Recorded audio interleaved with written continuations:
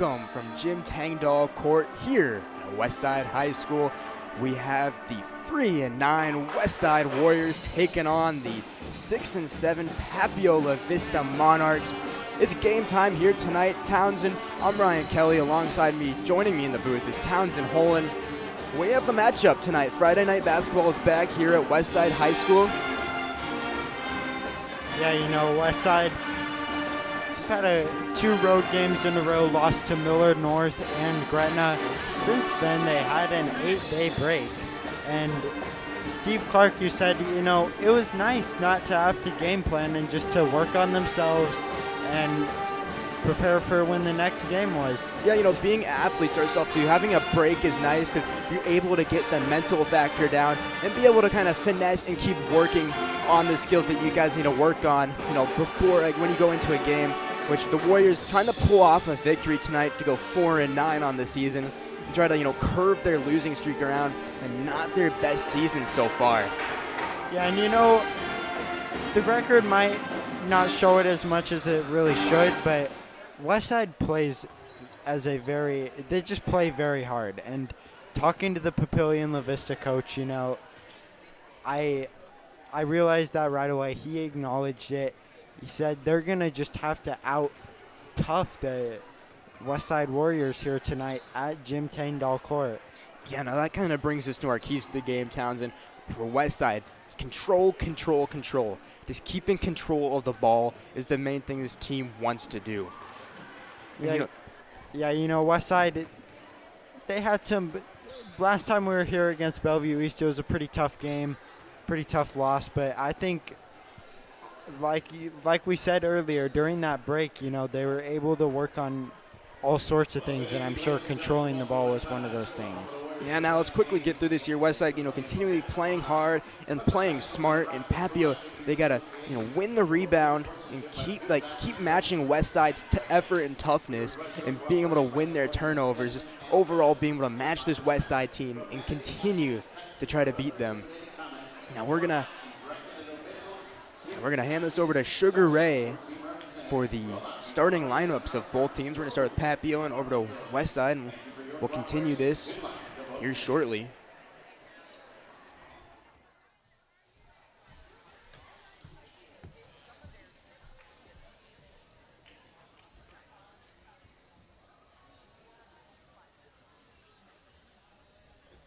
At this time, we'd ask you to please stand. Remove cover for the playing of our national anthem by the Westside High School Pep Band under the direction of Mr. Thomas Kruger and Mr. Keith Shoney.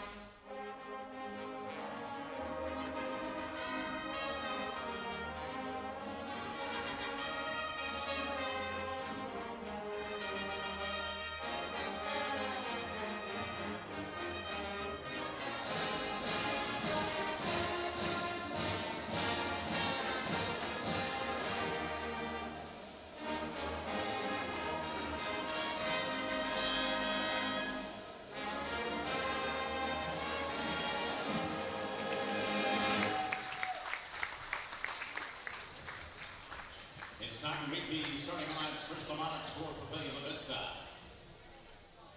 A 5'5", sophomore guard, number 2, Reese Bertha. A 5'3", junior guard, number 10, Kamira Boas. At guard, a 5'7", sophomore, number 12, Aaliyah Jackson. At forward, a 5'10", senior, number 14, Brooklyn Holloway. And at the other forward, a 5'10", senior, number 24, Gia Slasinski. The Monarchs are coached by head coach Cody Tropholtz, assisted by Seth Reiser, Brian Bass, Justin Salter, and Paige Perry.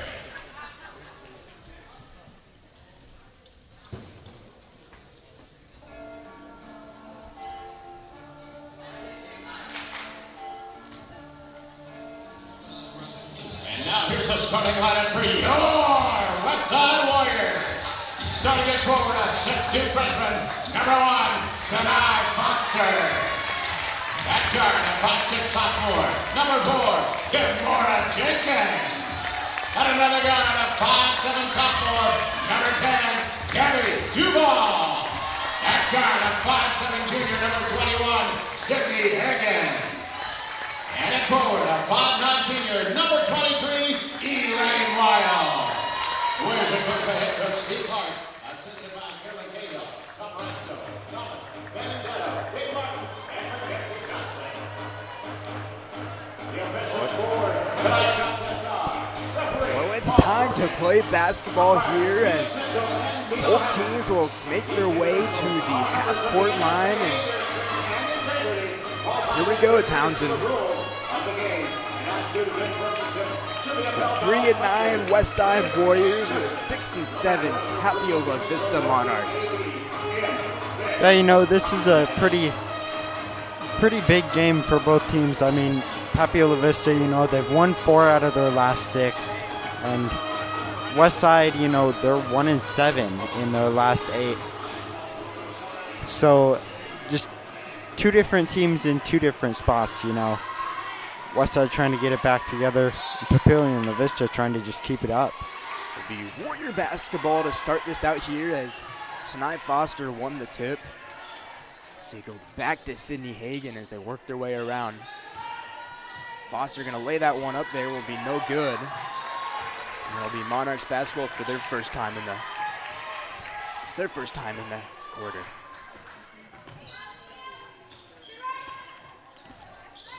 Monarchs working the press defense, or offense.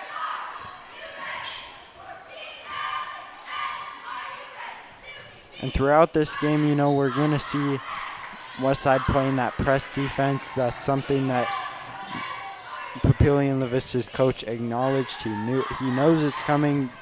They're just going to have to figure out how to react to it. Foster looking for a shot there. That one's no good. It'll be Monarchs basketball as that one went out. going to go against the Warriors, starts number 1, Foster. Against Sinai Foster. First and team first.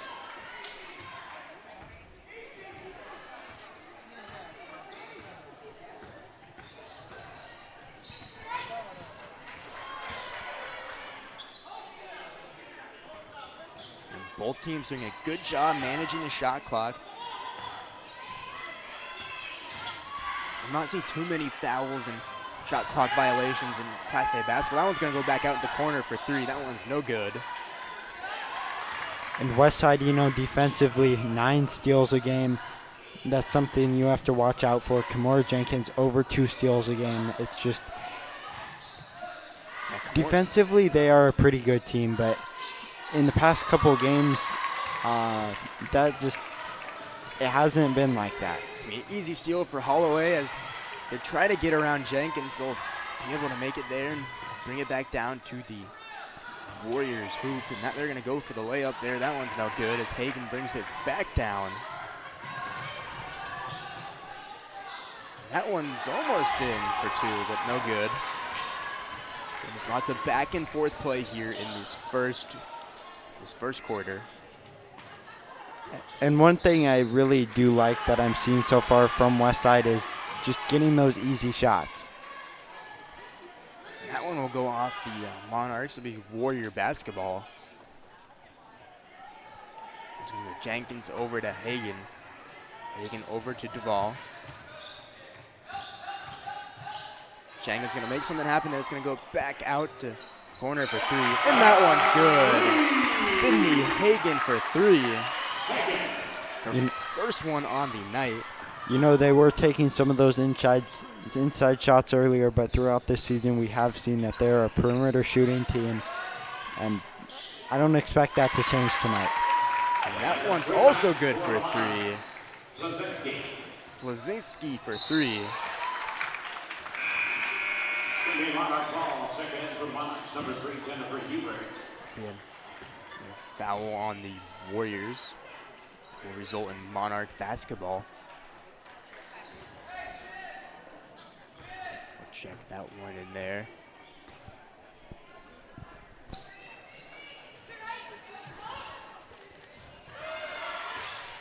long pass over.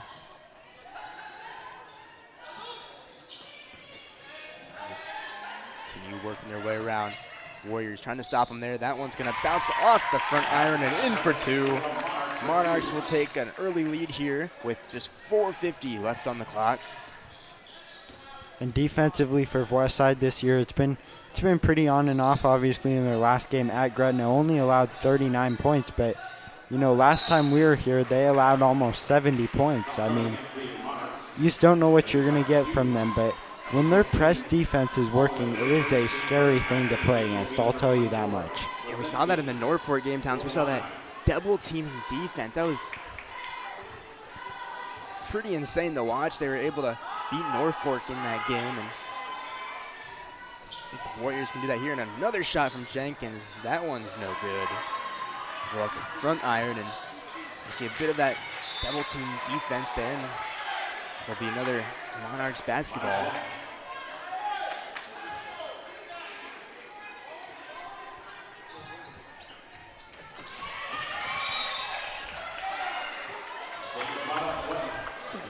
Another Monarchs basketball there. That one will go out. See a substitution being made. That's Mia Jurosevic. She's just a freshman, Townsend, but she's already on this varsity team and making an impact. Yeah, you know, this is a pretty young team. They do have 3 freshmen, Sinai Foster, Nora Johnson, and of course Mia Jurosevic as. That's a long pass over to the ball, and that one will add a win. Or 2. Her first 2 on the night. But you know, with these 3 freshmen, and you have them, and then obviously you have Gabby Duvall and Kimura Jenkins as sophomores. You know, the future is bright for this team, but this season's not over. So got lots of playing time left, and you know, for these freshmen, they got 3 more years left to develop. Another floater from Duvall is no good. You know, 3 more years to develop Townsend as players and get like the Westside culture. That's very good for Coach Clark. It's right there. You see Mia Jurosevic with the steal. Yeah, it's a big-time steal for Jurosevic. She's going to try to go for the N1, and it's no good. We'll see a substitution for the Monarchs. That's Brooklyn Holloway. And for Westside this year, only 2 away games left, so really an opportunity. You got a lot of home games. If you can get this crowd to come out, you could have an easy path to a late season run. That one from downtown is no good, as the Monarchs will take this one coast to coast, and Sagan will get the steal there. Underneath the Warrior basket. She's going to lay that one up for 2. That'll take the Warriors lead now 7-5. And so far for this Westside defense, I'd say it's been pretty good. I mean, obviously coast to coast right there off the turnover. Just got to get more opportunities like that. I mean, yeah, it's what you like to see if you're a Westside fan. Reagan will get the N1 there and the extra point. We'll see substitutions being made. We'll see Lakeland Jocelyn, Elaine Wiles, and for the Monarchs, Talia Jackson as well coming in. Some fresh players for both teams, and just about a pass under 3 minutes. Long shot for 3, and it's good. Talia Jackson just came in off the bench and is already making her presence on the court.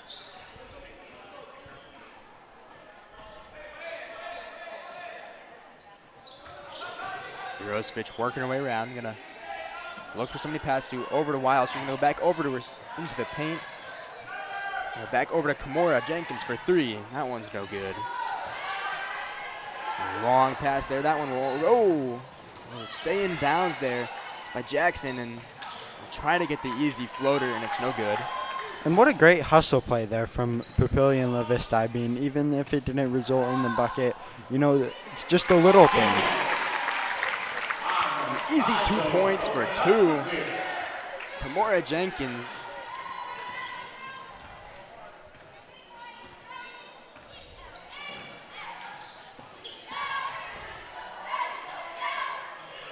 So the Monarchs again working their way around. We're going to see some of that Warrior double team. A shot from 3. That one's no good. So far, great hustle by both teams, and good job. Both teams doing a good job managing the shot clock. That one from Jocelyn is no good. And you know, there's something on the line for both of these teams.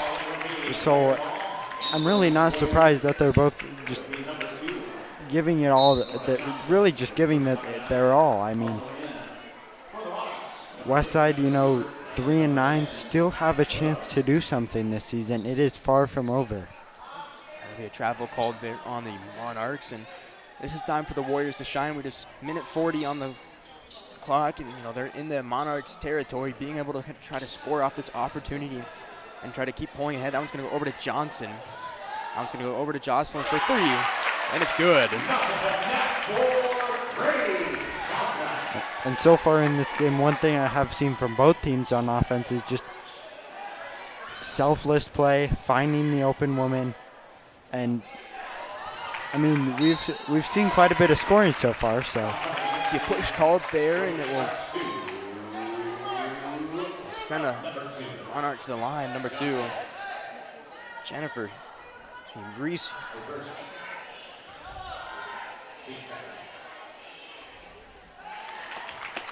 First one's good.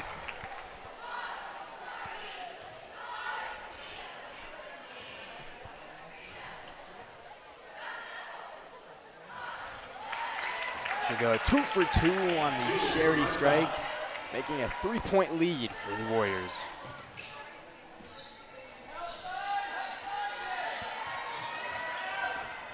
Johnson's going to go back out to Jocelyn.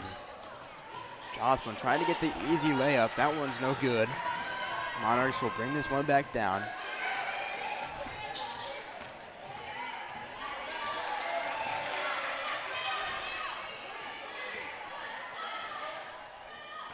Warriors holding off the Monarchs. There'll be a foul called there on the floor. That one will be on Lakeland Jocelyn, her first of the evening.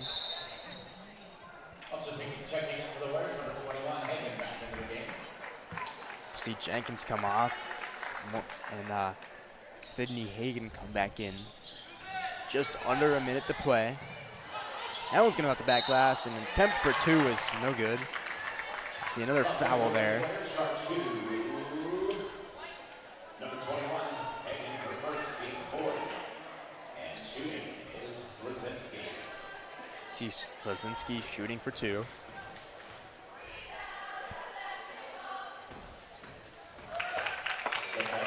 Comes in for 1.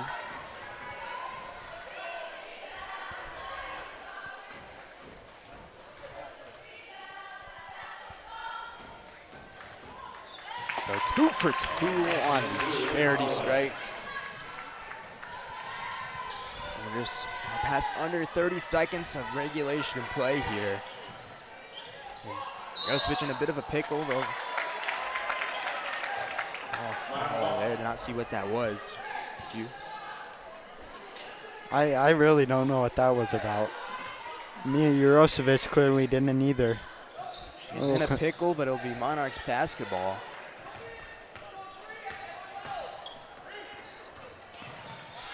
Monarchs just trying to play the stalling game because the shot clock will disappear as we're under 20 seconds of play. And for Westside, I know, is that backcourt? It is. Oh my goodness. I haven't seen a backcourt violation all season. From my time of calling here at Westside in the Class A, from all the games I've seen and called, that's a rare call, and that'll work in the Warriors' favor now. We'll see Jocelyn checking this one in here. And an easy opportunity with the final 10 seconds for this Warrior team to try to get something to happen. Foster in the paint for 2. The freshman, Sinai Foster, and that's going to be a long shot, and it'll be no good.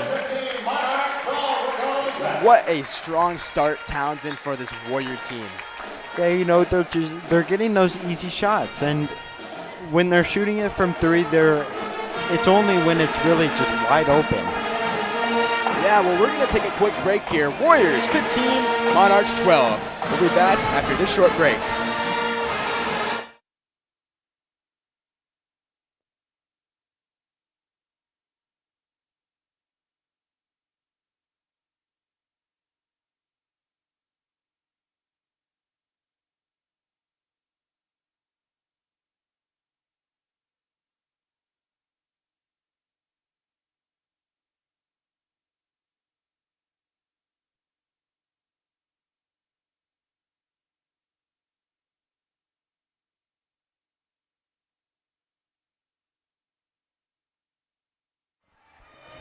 Hello and welcome to Jim Tangcall Court. We'll see the Warrior band out here in full glory as they are representing this Warriors girl basketball team. In case you missed it, Warriors are up 15-12, and in case you missed it again, I'm Ryan Kelly, and joining me here in the broadcast booth, Townsend Hollan.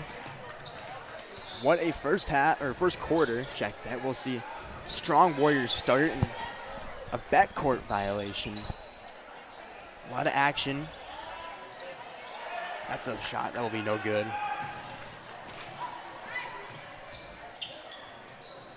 And one thing I did like, especially just that last shot of the first quarter, when they gave it to Sinai Foster, as they're doing here, you look, there's no one on the court who's as tall as her, and it's just a complete size mismatch no matter who you put out there. So could be some easy opportunities giving it to her. Yeah, we'll see it again there as Foster gets another 2 on the board, and might be a new common theme. We'll see a foul called there now on the floor. Big Warrior basketball. It's an easy chance right now for the Warriors. Pull ahead and get on top and stay on top, as Max would always say from WTV. So Jenkins in the paint there. That one will be no good. And even with the miss, though, these are the kinds of shots that you just have to try to get those easy 2-3 foot shots. Yeah, we've seen a lot of easy floaters for the Warriors. And that one's good for a 3. Murtaugh for 3.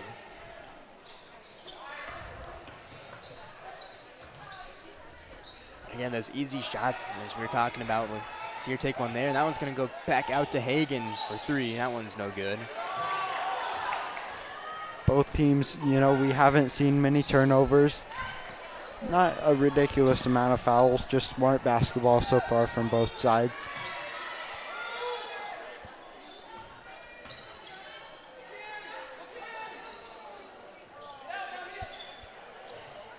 That one from 3 is no good. See a jump ball called there, and it'll be Warrior basketball.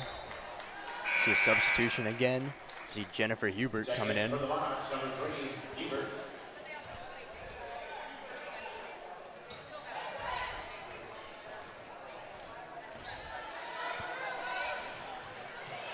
something right now this Warrior team does not want to do is they're on top. They do not want to get comfortable. Draw with the blocked floater there.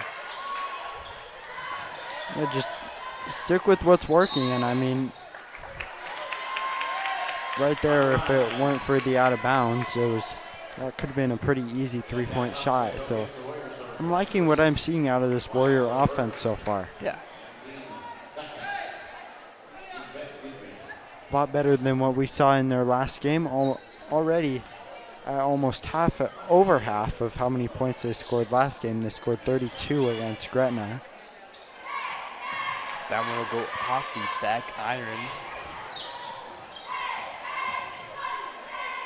Foster looking for the easy 3. Bang! It's good. Sinai Foster for 3. She is on fire tonight. And that's something that we don't really see that often. The power forwards, the centers, shooting the 3s, but you got to be ready for it. I mean, there's Elaine Miles shooting the 3. Westside doing their thing from the perimeter. There's another three-pointer for the Warriors, and the Monarchs will call a timeout.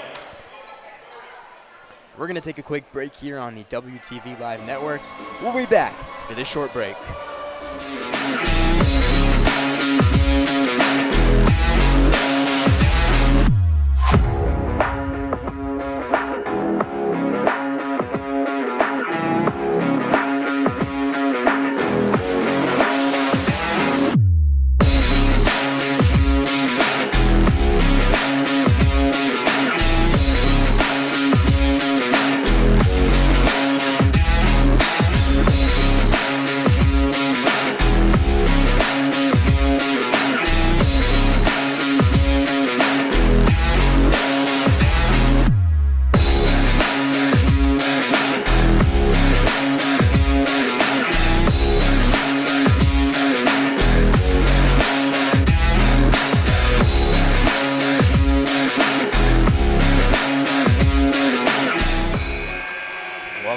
To Jim Tangcall court. We're here after the Monarchs timeout.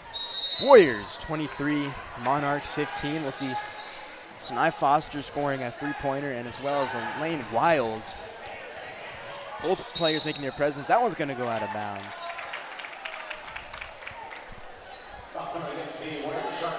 Check that. That'll be a foul on the Warriors. It'll be on Sinai Foster. And like I said before the break, you know, for Westside in this game, it's just been all about smart basketball. And it's really showing, you know, just those easy three-point looks, those easy inside looks. I feel like I haven't seen really too many contested shots for Westside in this game.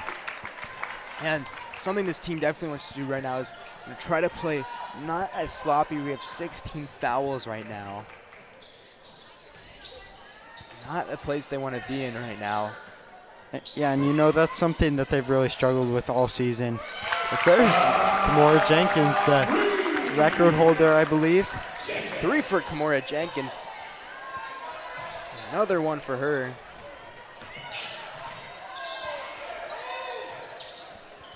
Now we'll just see Monarchs working their way around, trying to find an open shot. And there'll be another foul on the Monarchs. Westside fans happy with that one. And you know, just a couple three-pointers here has stretched the lead quite a lot, quite quickly. That's exactly what this Warrior team wants to do. They're definitely looking like, from like the beginning of the season, Townsend, they're looking way more comfortable from shooting from around the perimeter. And, you know, again, finding those open shots. They're definitely have grown as a team. Yeah, now it's just time to see if they can keep the pedal to the metal. Shot clock at 5. Jocelyn looking for somebody to pass to. Over to Jenkins for 3. That one's no good. I mean, no shot clock violation there. And we'll reset. Almost the first one I've seen this season. I've only seen one this season. That was against Scott in the preseason matchup. That one for 3 is no good. But not seen too many shot clock violations. Warriors will get this one back. It'll go over to Duvall for 3. And it's good! Gabby Duvall for 3. Westside, like I've been saying all season long, they are a perimeter team. They are not afraid to shoot those three-pointers. And there's another 3 for the Monarchs.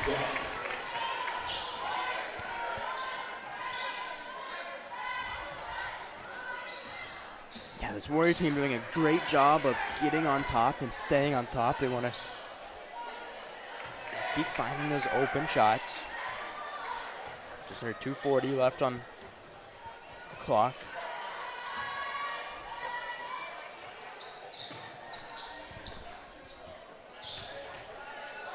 Shot clock at 5. It's going to go over to Jocelyn at the top of the key. That one's no good. Warriors will be able to snag that one there. And another shot from Jenkins. That one's no good. And that'll go out of bounds. Ball back in for the Warriors, number 5, See, Hirosevic and Adeline Basilovic coming in.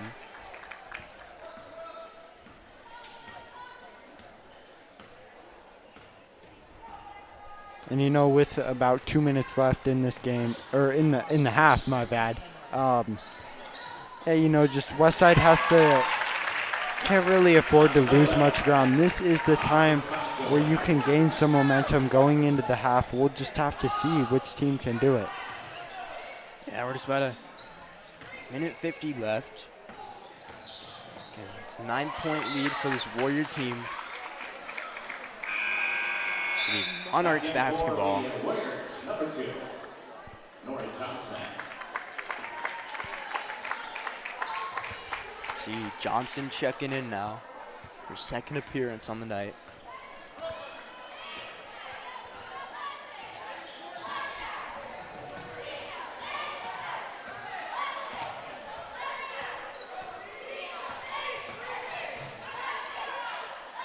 See a snag there from Wiles, and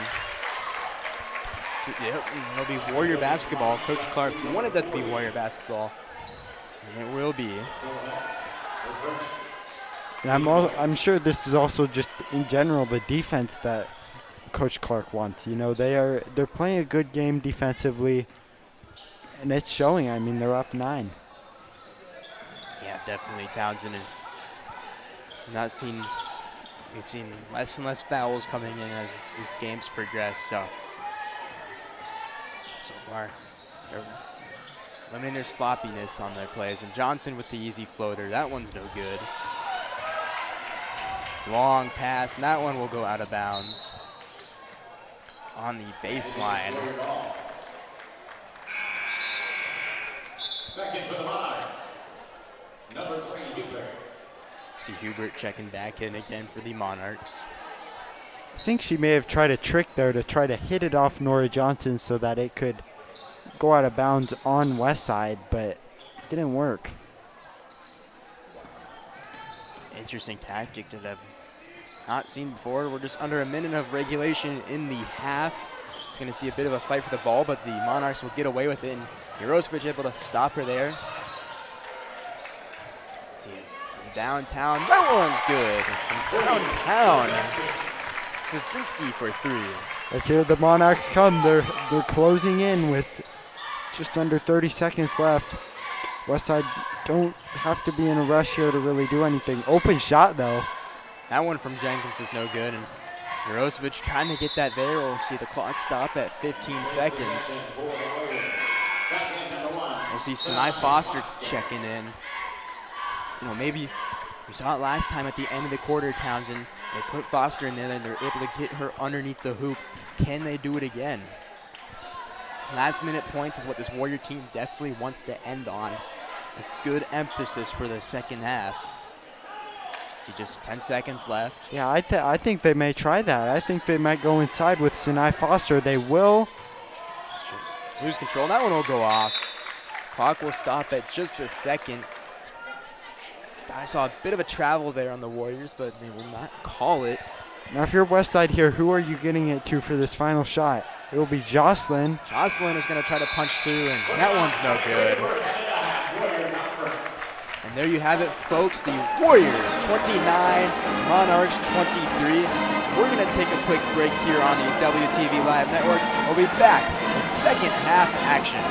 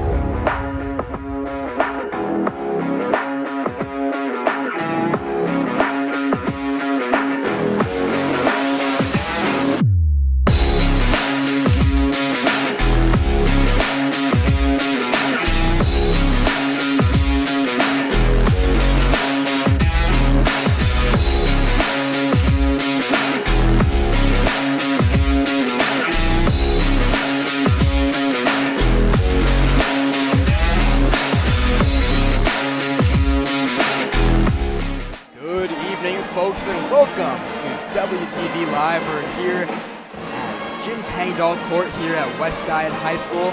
We'll see the Warrior Band on your screen, playing the fight song. See Principal Jay Dostal next to them as well.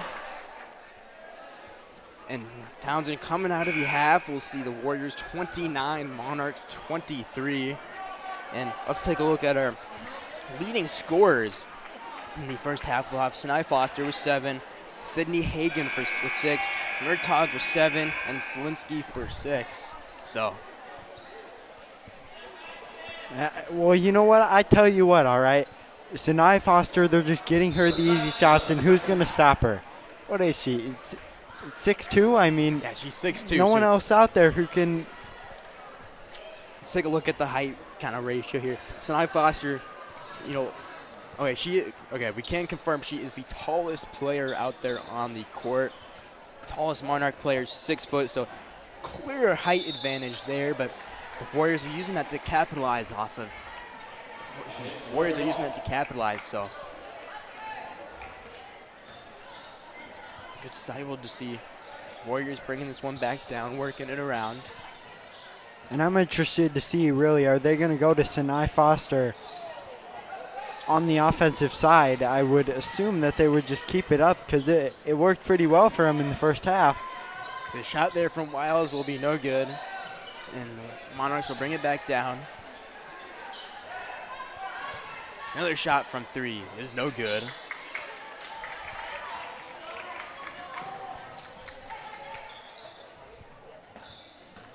Good. See Wiles working her way around, trying to get around this Monarch press.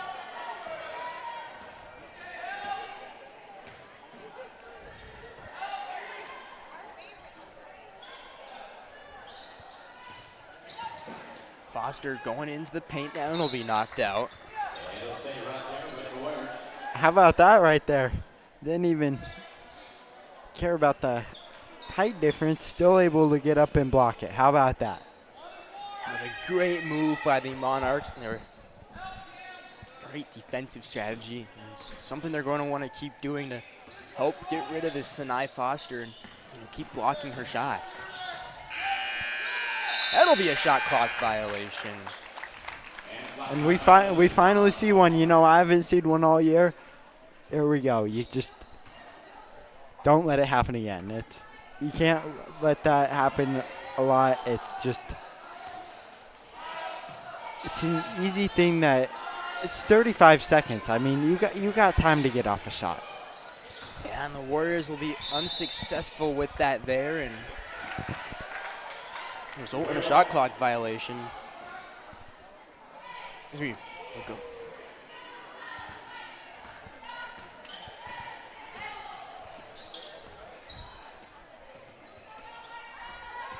You see Hagan trying to work her way around. That one from Jenkins from downtown is good for 3.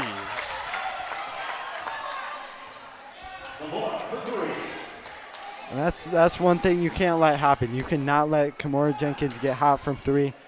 She will just put in basket after basket, and that's what she's good at doing, and we've seen her really got that one. Foster's going to have a little bit of a trip up, and it'll be a jump ball called there.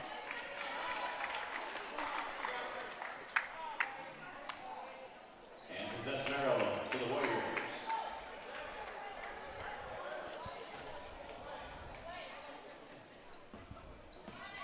Warrior basketball.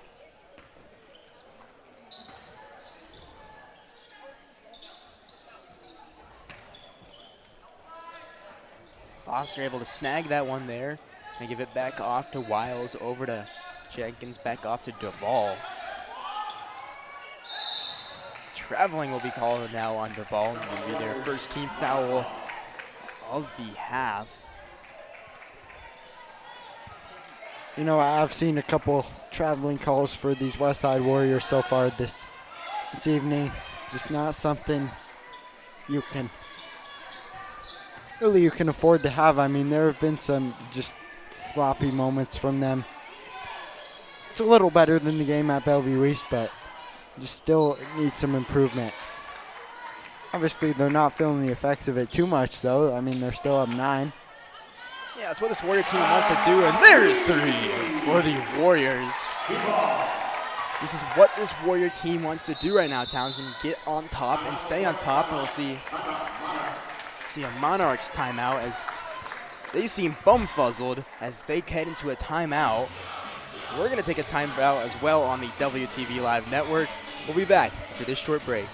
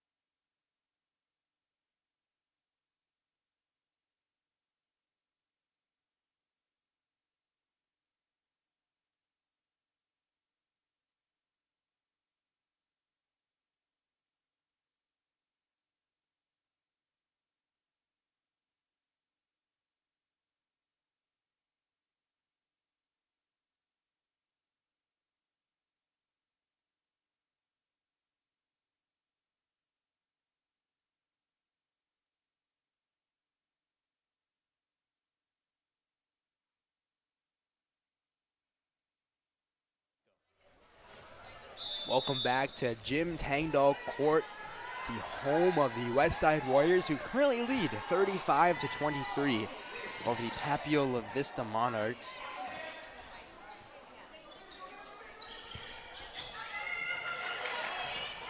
It's a bit of a fight for the ball there. We'll see Hagen get that one. They're going to give it off to Jenkins, who's going to bring this one back down for the Warriors after the steal there.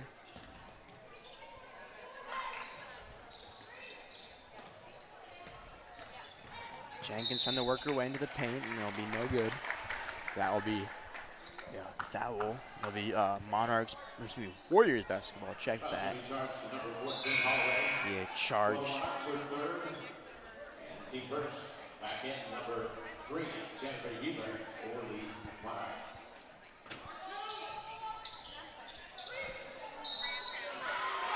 Another foul called there.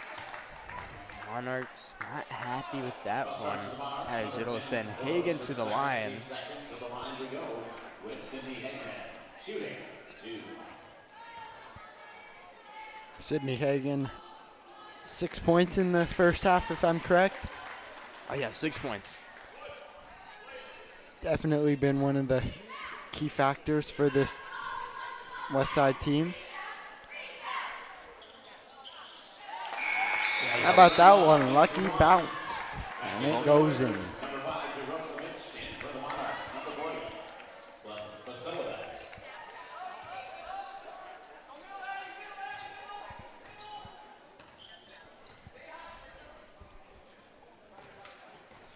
See the Monarchs bringing this one back down now. That one's going to go off the glass for 2.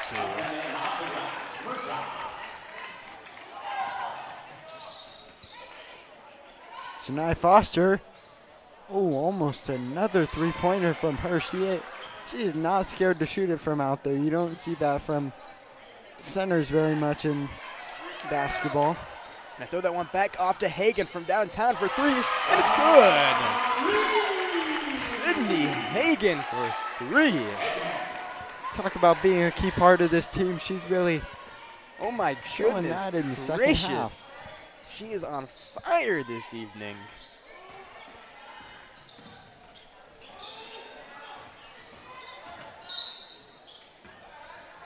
There'll be another foul there. And against the Warriors, number 5, Urosevic picking up her first. it'll be Monarch basketball. Second half for the Warriors.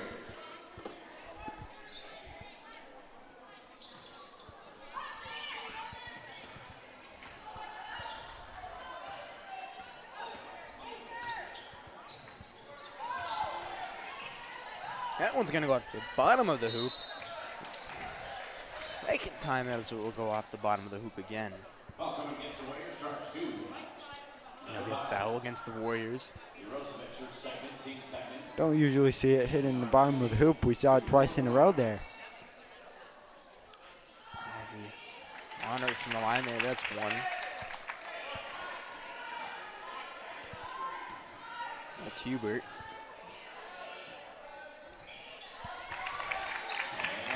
That one's in 2 for 2.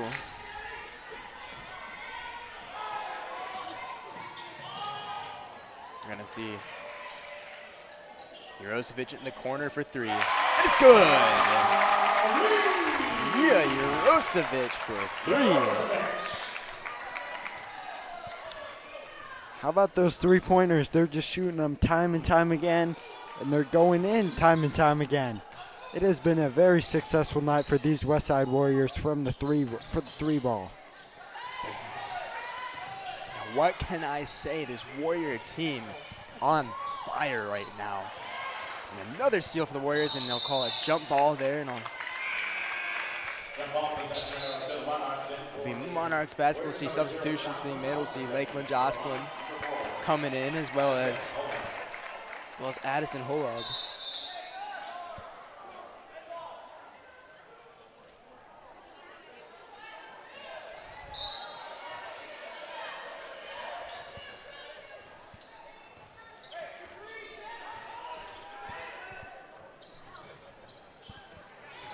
Ooh, and Jurosevic gonna hit her there. See,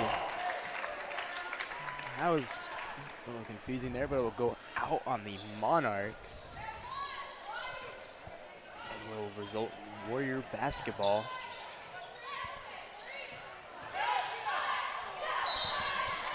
See Zielinski trying to jump on Jenkins, but result in another foul on the Monarchs. Jenkins kind of bamboozled her there, and oh, there's a wide open ball. Can Jocelyn get it?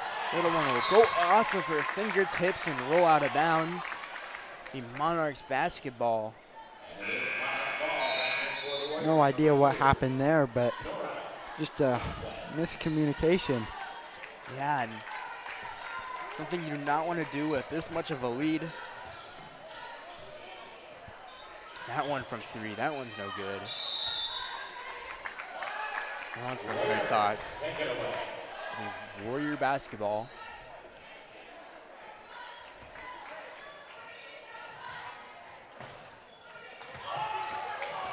Looked like a travel there. They will not call it. Johnson will be able to pick that one up there and have a fight for the ball and go back over to the Monarchs.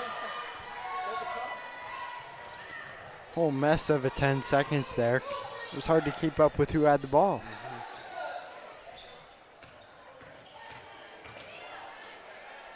There's a shot there from the near side corner. That one's no good.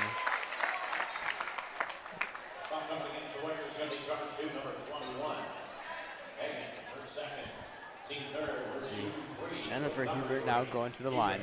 That'll be 3 free shots, I think.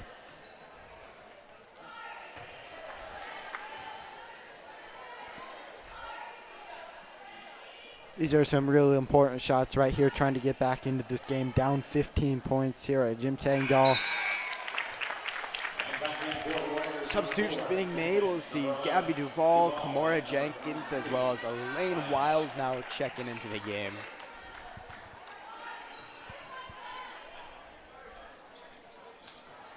And there we'll have it. Go. Oh, and they're going for the press right there, double teaming Kamora Jenkins and giving Westside a little bit of their taste of their own medicine right there.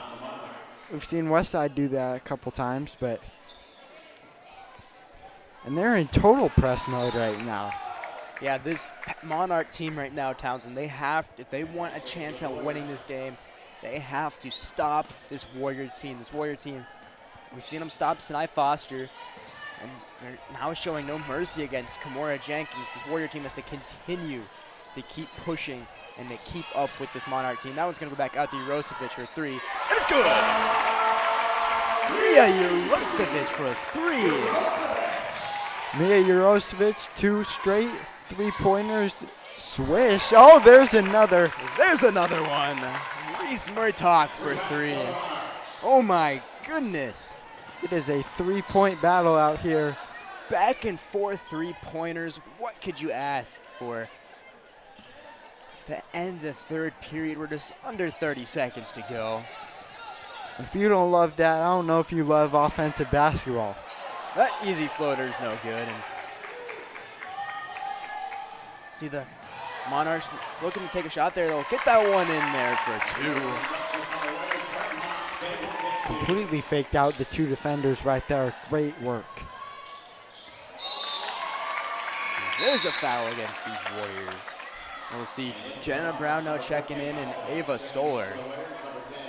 And that was, these travels sloppy like a Joe.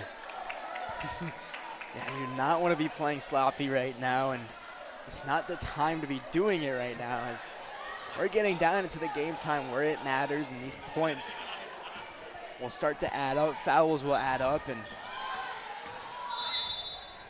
be another foul there. Foul against the Warriors. Charge 2. Number 23, Wild for second. And 14 foul on the Warriors. That'll send Brooklyn Holloway now to the line for 2.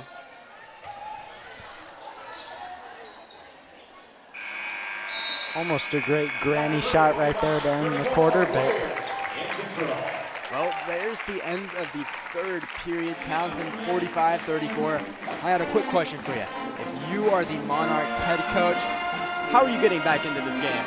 it ain't over yet. It's not over. You just got to keep playing strong, keep working hard, and you can really get back in this game. I've seen some sloppy mistakes from the Westside Warriors. I think they might have a chance to come back and make this a real exciting game. Yeah, but right now Warriors lead 45, Monarchs 34.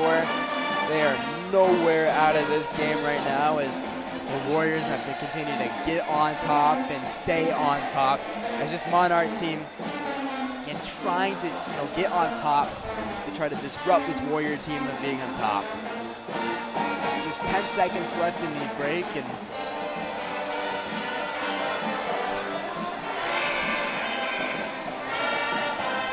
see the Monarchs now coming out of their huddle.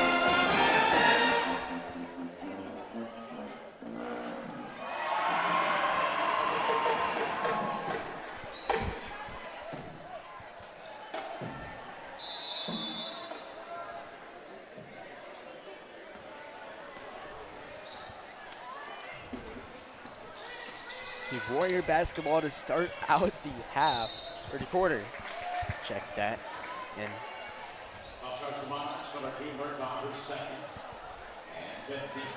foul there.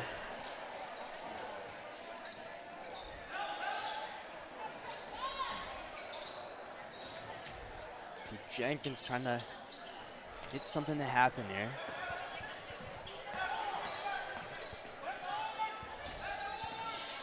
Passes one back off to Hagan.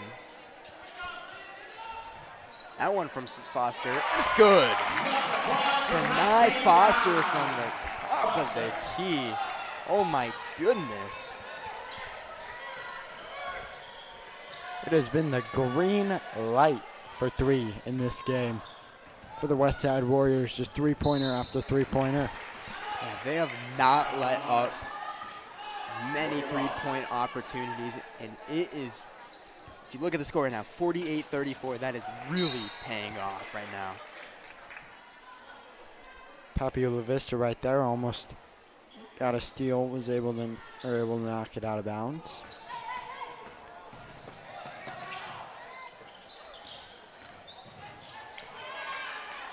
That one's gonna go off the front iron there, and Monarchs will bring this one back down with a lot of speed, and that one will be good for three. Selinsky for three.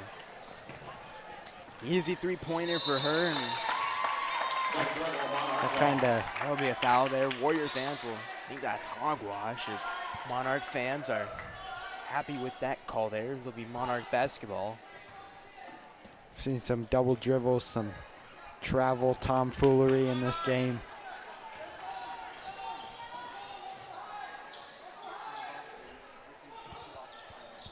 A long three-pointer, this one's no good. See a rebound attempt, an attempt for a floater will send her to the line. And I'm just saying, but I know the Papillion La-Vista Monarchs are not out of this game yet. If she makes both of these, it's a 9-point game. You can make that up in 6 minutes, I believe. Yeah, this Monarch team is not out of this game yet. Selinsky shooting her second shot. Go 2 for 2 on the charity stripe. Something I've seen about this Monarch team, Townsend, but the viewers at home have seen this, and you've seen it. This Monarch team is really good at shooting from the charity stripe. Yeah, that's something that We've seen them miss very few shots. And that's probably part of what's really keeping them in this game. And now, you know, you get a even just 2-pointer right here. It's a 7-point game. They're coming back quick. See them working their way around. Oh, that's wide open. Wide open shot from Selinsky there. It's no good, and a fight for the ball will be a jump ball.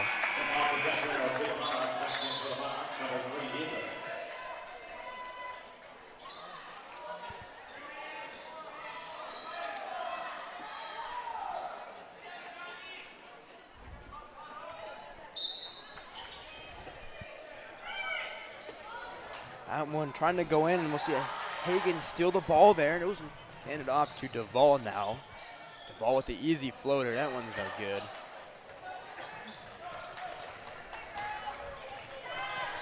If you're Papillion La-Vista right here, don't try to force anything. Just gotta take what they'll give you. They have had some open 3-point looks, but they haven't really been able to take the best advantage of them. Papillion working their way around. That will be a travel on the Monarchs. Right now, if you're Westside Townsend, this is your point where you need to keep your head down and get that basket, 3-pointer, or 3 points or 2 points, and Foster that might get be that one off easy the too, ball, right and that one will there. go off of her boot there. I think that might be a kicked ball violation. You don't see very many of those. We saw a backcourt violation earlier, all sorts of new things. The shot clock violation. In a game of lots of new violations we've only seen on paper. Now we're seeing them into play. That one will go off of her boot, and we'll see Warrior basketball. It's definitely something you want to keep in mind right now as we're in the 4th period. You want to stop all your little unnecessary mistakes and just try to play clean, and there'll be a foul there. Want to watch your feet and where you're placing your feet. Just making sure you're playing efficiently and not making as many fouls. For sure. I mean, you're up 9 points. You don't have to rush a thing in this game. You just gotta find the open shots, keep this lead. But Papillion La-Vista, they're still playing hard. They know they still got a chance in this one.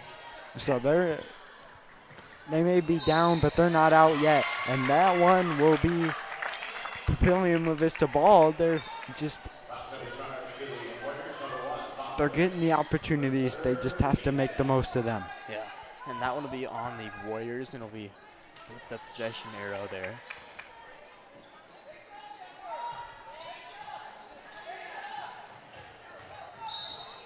That one will be another foul there on the floor. Against the Warriors, starts 2, number 21, Hagen for 3rd. That'll send Selinsky now to the line. Here we go. This one's getting interesting. Some might have thought Westside was closing it out. Well, not quite yet. Yeah, this game was nowhere near over. There was only 4 minutes and 30 seconds left on the play clock. And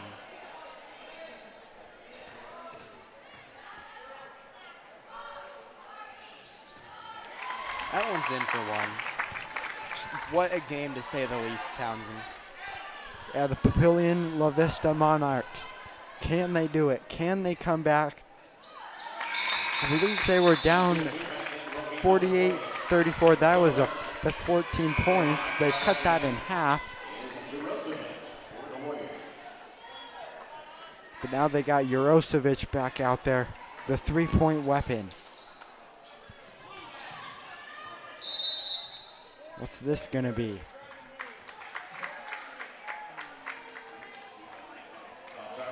He's going to have calls from his officials team, and fans not happy with some of their calls. And this one will be in favor of the Warriors, as we'll see Jenkins on the line. That one's in for one.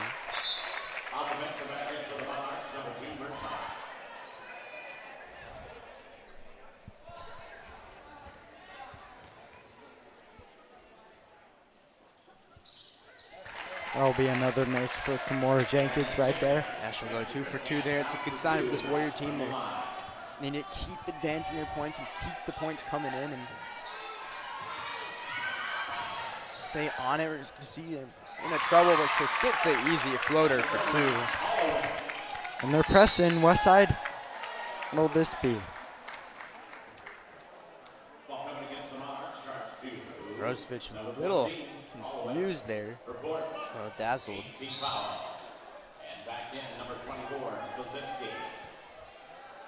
Now see Hagen now on the line as Zielinski fouled her.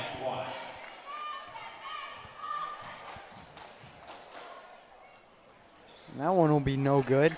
Chance for Papillion La-Vista right here. What can they do with it? Down 7, 4 minutes to go, Ryan. I think they really still do have a chance in this one. Yeah, for a Papio victory here tonight, that for Papillion to be able to pull this off, that would be a miracle. They're only down by about 13 or so points. Westside was hot as a pocket for 3 and for a while there, but just haven't seen many points from them in the past couple minutes. Yeah, they definitely slowed down and cooling off, but they want to keep pushing forward and just keep cooking and keep going.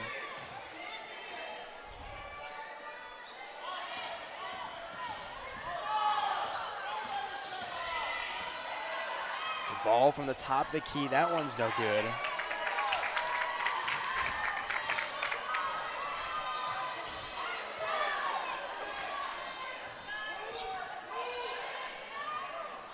That one for 3 and it's no good.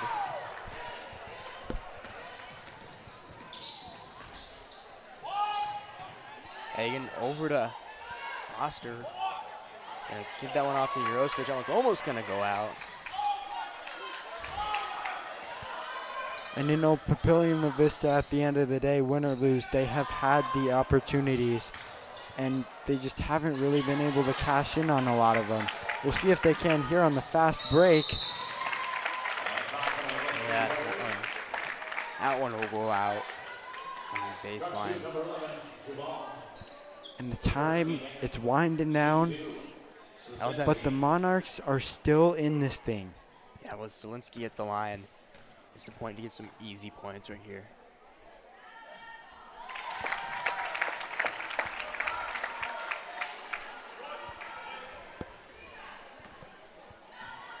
This one to cut it to 5, a very important free throw. Uh-oh. See Hagen go down. She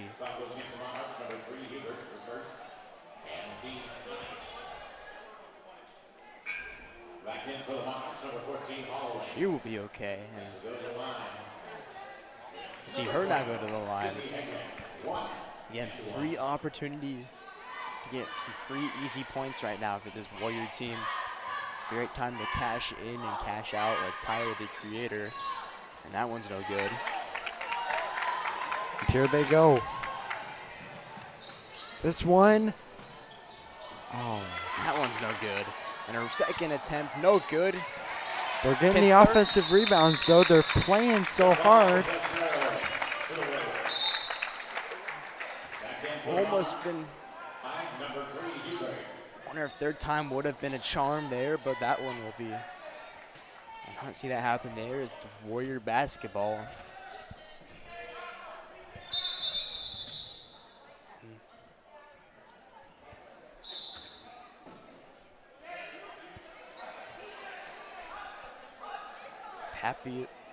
Papillion's coach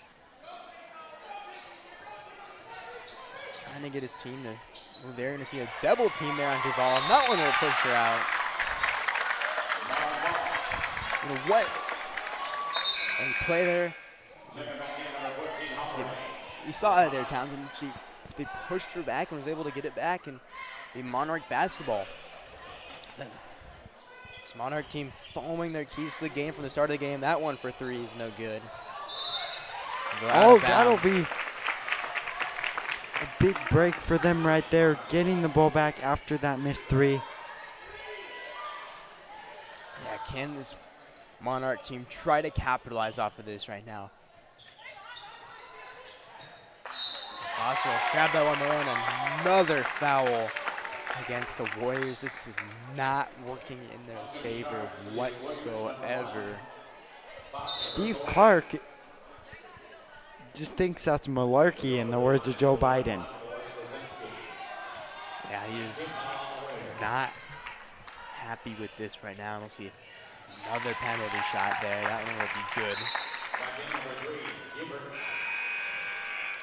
This has definitely been a big shot to this Warrior team, but it's only a 5-point deficit. And still room to keep pulling ahead. See Wiles coming in now. We'll see. We'll have Sydney Hagan, Elaine Wiles, Kimura Jenkins, Sinai Foster, and Nina Jurosevic to possibly close this book. And another easy turnover. That one's in for two. And oh my goodness, Townsend. This Monarch team is only 2 points away, and we'll see a timeout called. And these fans for Papillion La-Vista, they are getting into it.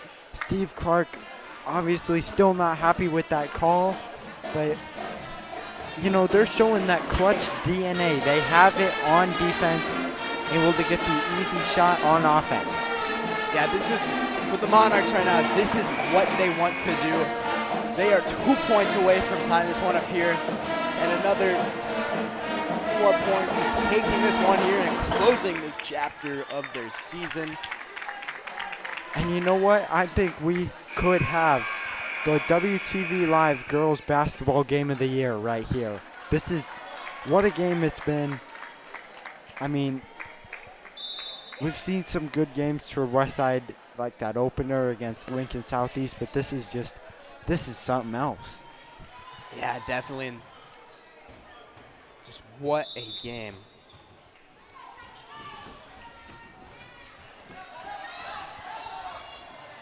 Trying to go for the alley-oop right there. Oh, that one. That'll be a big old break right there for the Westside Warriors. Sinai Foster now with the chance. Can she make it a 2-score game?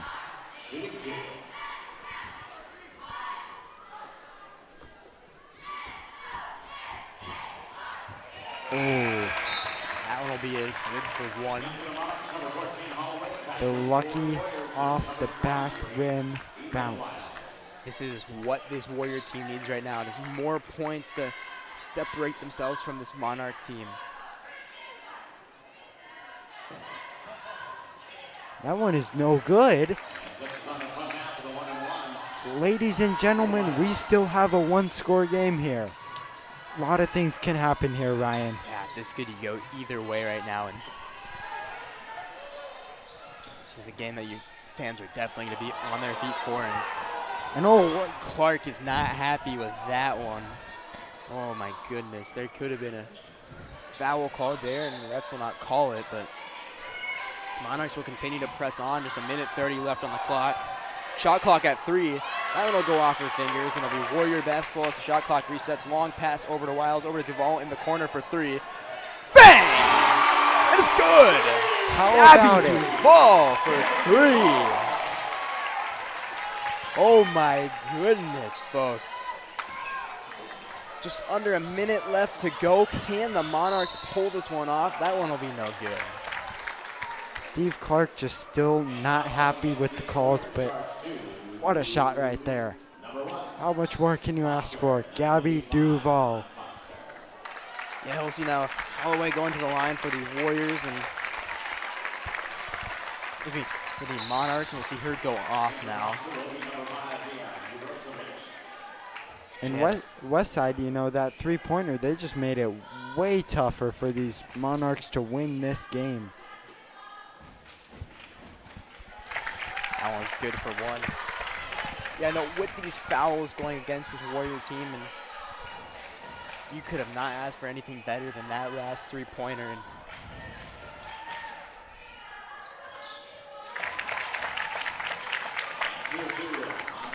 just under a minute to go, and another steal for the Monarchs. That one's in for two.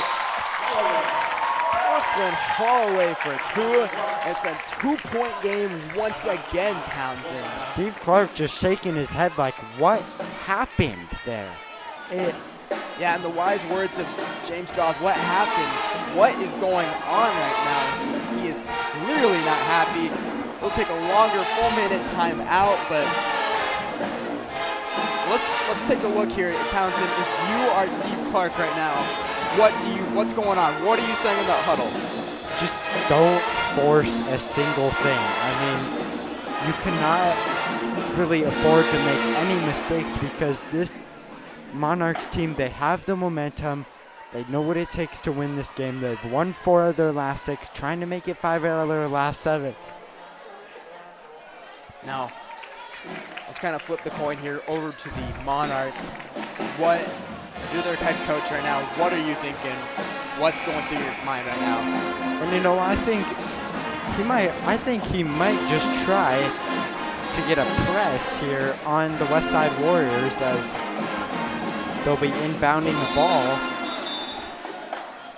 Yeah, this is one of the best atmospheres.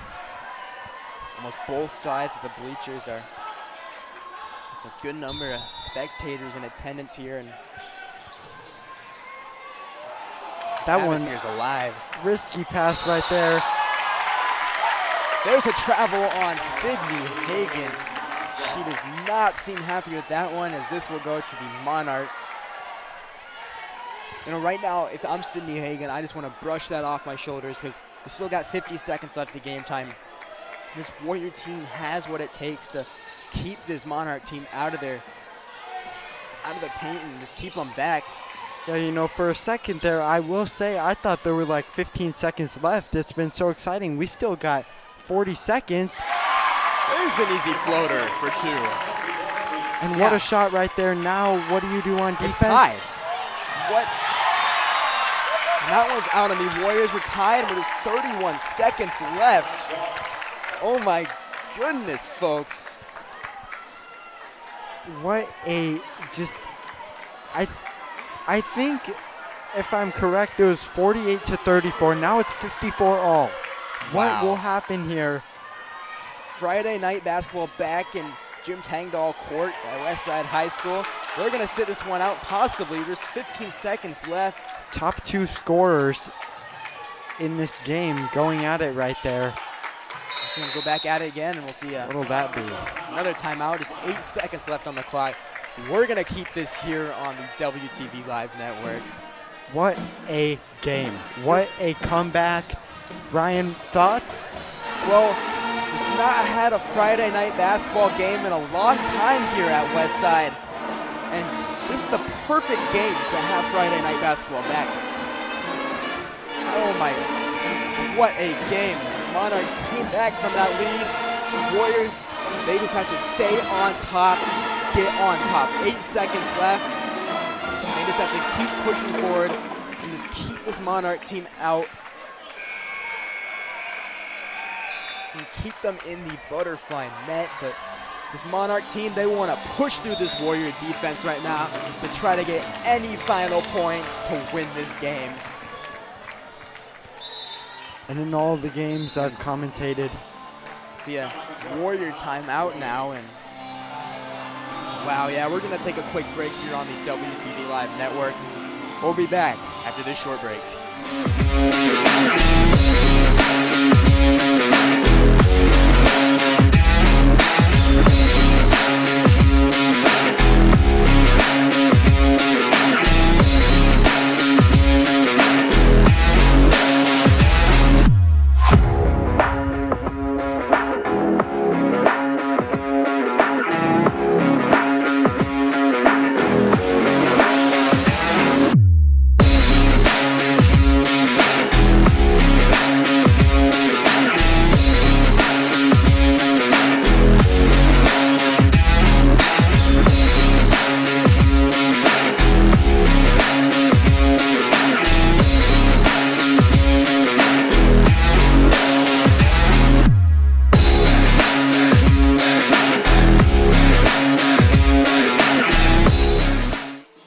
Folks, we're back here at Jim Tangcall Court where the score is tied 54 apiece. The Monarchs have came back from being in loss, and now we're tied. 8 seconds remaining. What a game. Oh my goodness. And you do not count these Monarchs out. Started the season 2-5, 6-7. Now a chance to go to 500. Clock will start now. Warriors trying to hold them back. There'll be an easy point there for a floater. That one's no good. Sometimes a charm, and that's good for 2. With 0.9 seconds left on the clock. Oh my goodness. What a turn of events. And just what a comeback. I mean, there is still time. Just under a second to go, but actually 2 seconds. That changes it a whole lot. Yeah, they'll put 2 seconds back on the clock and a full minute timeout. Only down by 2 points right now. We could see a possible, for this game to work out in the Warriors' favor, have this game go to overtime. And this past minute, Townsend, this past minute of game time and regulations felt like more.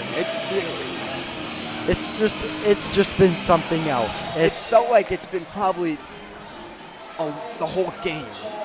This last minute has had lots of action, and just what a game.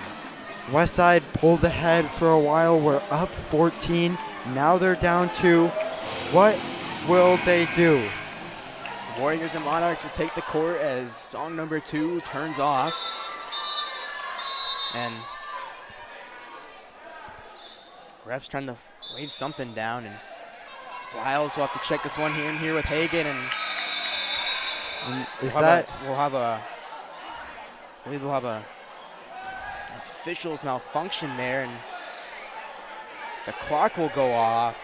I thought maybe that was a 5-second violation right there, but yeah, I don't know. I think it might have been an error on the officiating team, or we'll see another timeout on the Warriors, and I don't know what just happened there, but we're going to take a quick break on the WTV Live Network. We'll be back after this short break.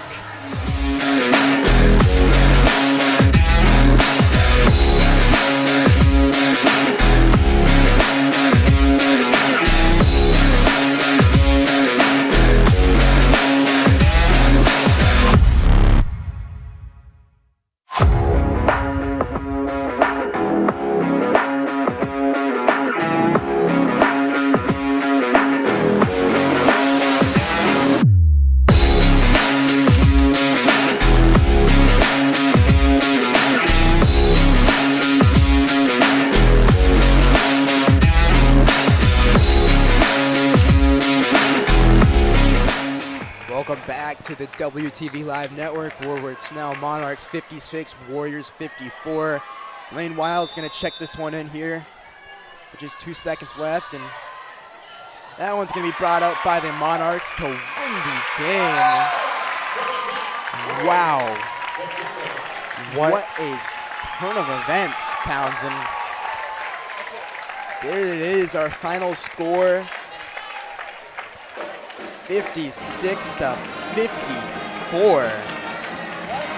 And just let's take a look here at our keeping track of the score at quarter 1, 15-12 Westside. Quarter two, 29-23. Quarter three, this is where it gets interesting. 45-34. Warriors will continue to strive up to get around 50 points, where the Monarchs will stay back. And then in this fourth quarter, third and fourth quarter, they will just pull ahead with the amazing victory, 56-54. And this thing was 54-48. Westside was in the lead, but Papillion La-Vista, they refused to give in. They knew they still had a chance, and look where we're at. I mean, they won by 2. Yeah, well, just what a turn of events, Townsend. And, well, from one more time in the broadcast booth, we still have one more game going on, folks. We have the boys game up next. And for one final time, I'm Brian Kelly. Alongside me here tonight was Townsend Hollan, the entire WTV Live crew, Max Coughlin, Aiden Dunlap, Joe Vermillion, and Corey Vaughn. Thank you for tuning in tonight, and do not go away. We have one more game left.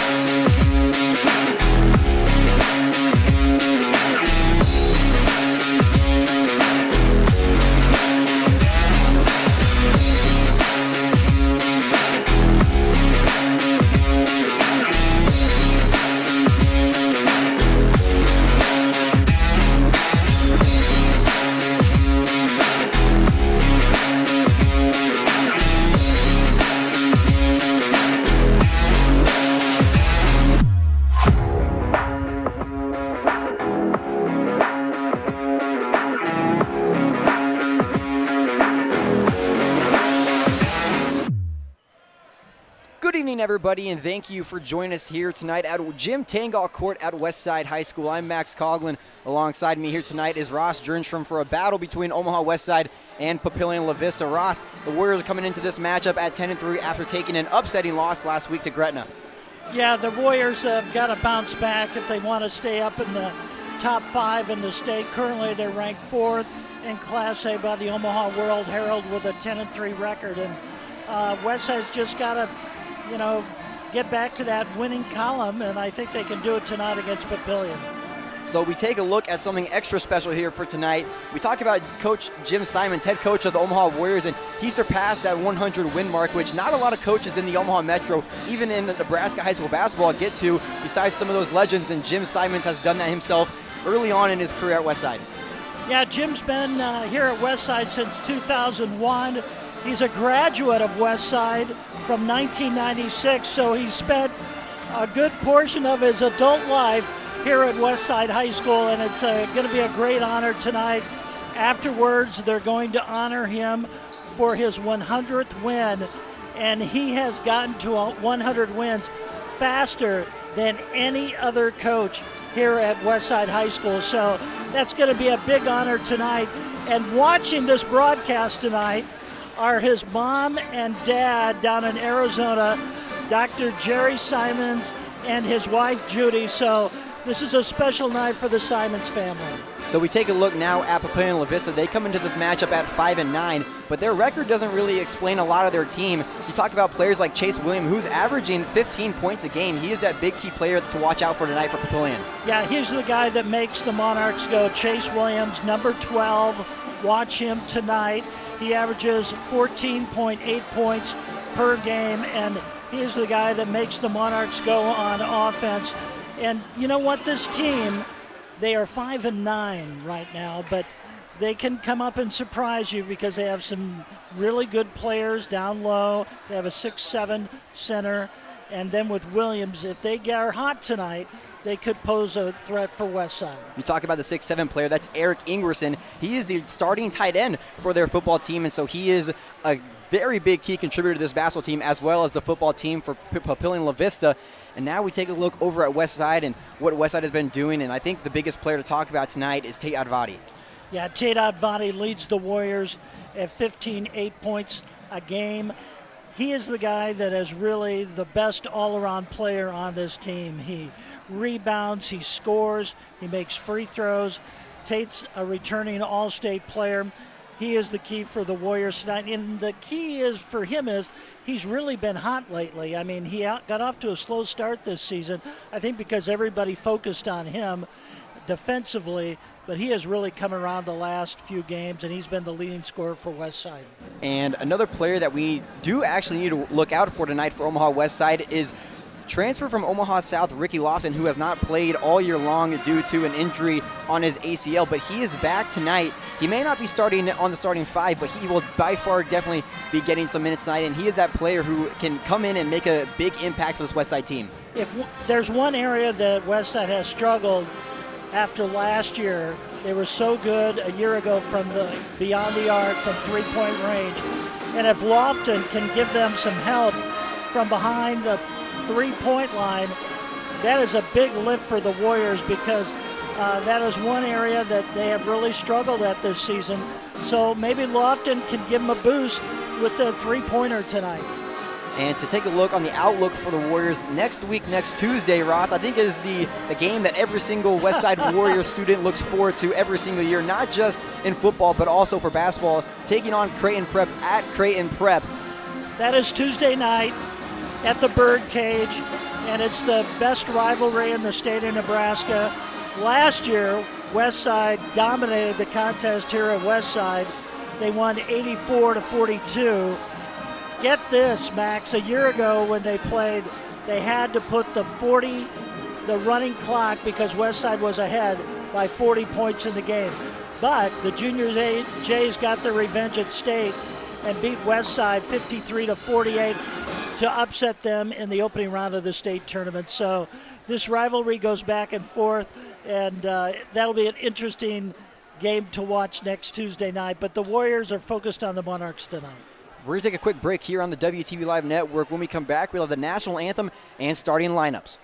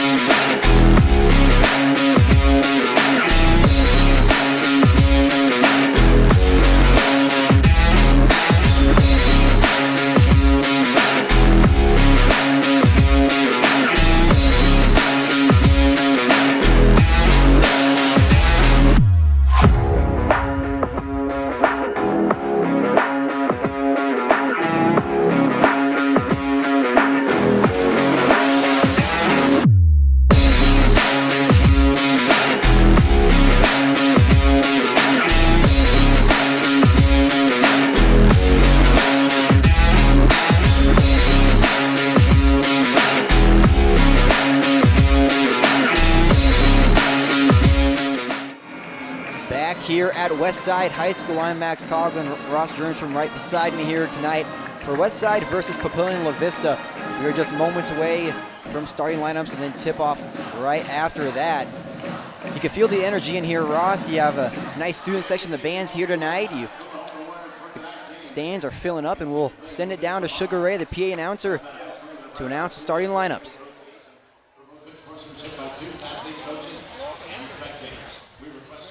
By supporting the participants and officials in a positive manner.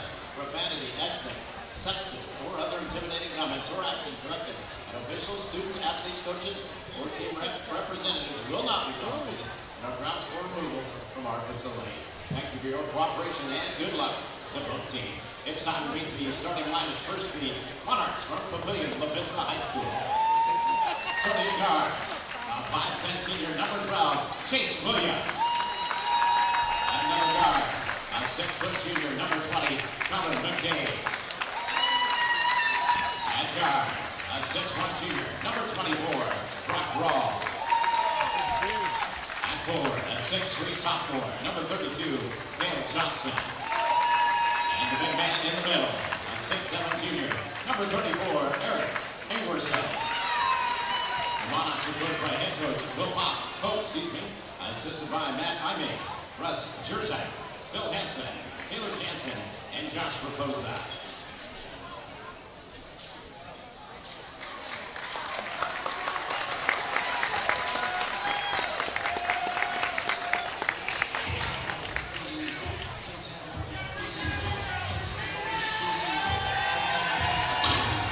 Now here's the starting lineup for your Westside Warriors. Starting at guard, a 6-foot junior, number 2, Caleb Bannon. At forward, a 6'4" junior, number 3, Kevin Stubblefield. At guard, a 6-foot junior, number 4, CJ Mitchell. At forward, a 6'5" junior, number 11, Kevin Brown. And at the other forward, a 6'4" senior, number 13, my buddy, J.W. Buddy. The Warriors are coached by head coach Jim Tangcall, assisted by Coach Wanka, Dylan Travis, Derek Porter, Nick Deeds, Matt Lubacek, Jerry Scott, and Rick Berkshire with one eye.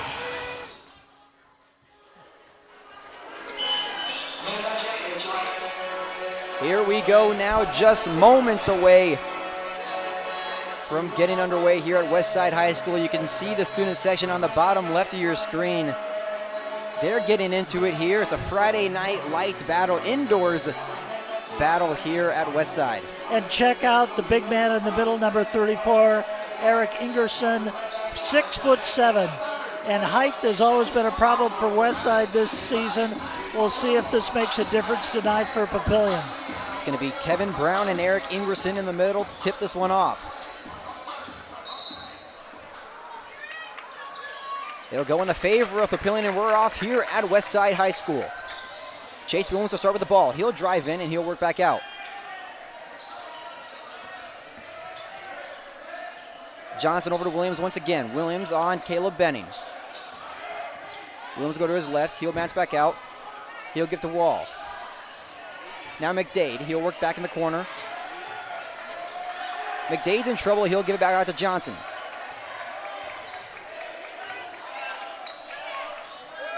Williams, he got 3 seconds on the shot clock. He'll take a shot. He'll throw it up for hope, and it's no good. Great defense by the Warriors right there, playing that man-to-man defense. They did not allow Papillion a chance to get a shot off there. What a great start defensively for the Warriors. Westside usually working that 3-2 defense. They've moved to man so far in this game, and Ross already on the first possession. It seems to work. CJ Mitchell over to Stubblefield, now Brown. Westside working the ball around quick. Now Caleb Benning down low. He'll go for the reverse layup, and it's good for the first points of the game. It's nice to see Caleb Benning just take the baseline, go to the hoop, and the Warriors take the lead. CJ Mitchell playing full court press on Chase Williams. He'll steal the ball, and he'll get brought back by Williams. Williams, he'll look for the shot, and he'll try to give it off. He'll give to Johnson. Now McDade.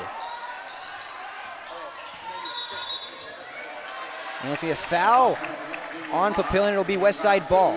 You can tell the momentum already shifting in Westside's favor, and we already are 6 minutes and 46 seconds into this game. Westside's best defensive player is Caleb Benning, and look for him to really give a lot of attention to Chase Williams out there on the court. He and C.J. Mitchell will really defend him very well tonight.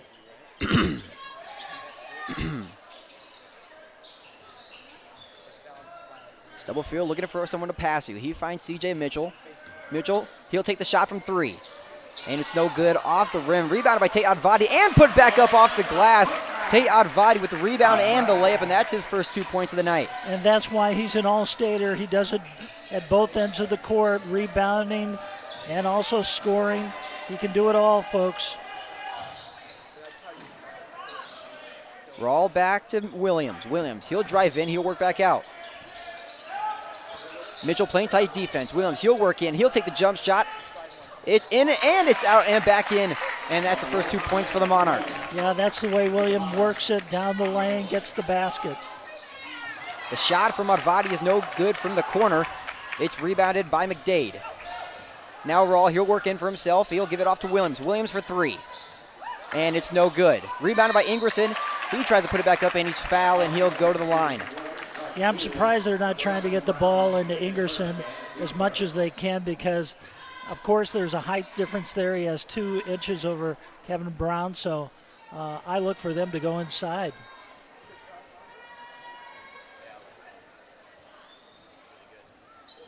Ingerson's first shot is no good off the glass, and he'll have one more attempt here.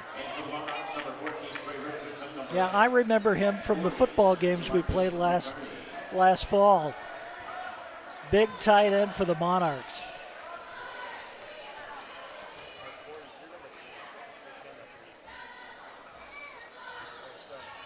And his second attempt off the glass, and it bobbles in to the bucket, and that's 3 points now for the Monarchs. Monarchs playing full court press, Westside working it in. Stubblefield, he'll take the layup, and it's no good. Rebounded by Advadi, he tries to put it back up, and it's no good. Rebounded by Eric Ingerson, and it's rebounded again by Williams. Williams, he'll go up for it, and it just bounces in the rim. Williams has such a nice touch around the basket. Westside working quick here. CJ Mitchell, he'll think about the 3, he'll drive in, he'll take the floater, and it's good. Westside back in the lead here, 6-5. Just a nice little floater down the lane by Mitchell. Nice touch. Put the Warriors back in front. Chase Williams trying to work quick here, but he's being guarded heavily by CJ Mitchell. It's taken away by Kevin Brown. Bad pass over to CJ Mitchell, but he'll shoot the 3, and it's good from the corner. CJ Mitchell for his first 3 of the night. This might be CJ's night. He's got a couple buckets and a 3-pointer. Stubblefield playing tightly on Trey Richardson, making his appearance here tonight. Williams, he'll stay back out. He'll give it over to Richardson. Now CJ Mitchell with the steal, and he'll put it up for the layup. CJ Mitchell forces a timeout call for the Monarchs. And we will take a timeout as well here on the WTV Live Network. When we come back, more Westside basketball action.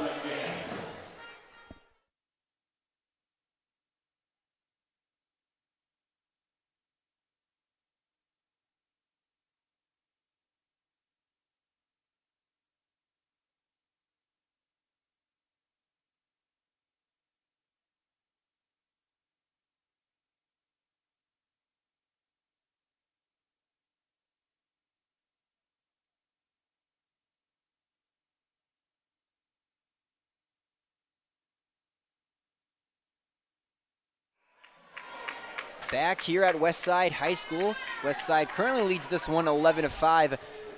And 7 of the 11 points are by CJ Mitchell. So CJ's off to a terrific start tonight. A couple steals and a 3-pointer.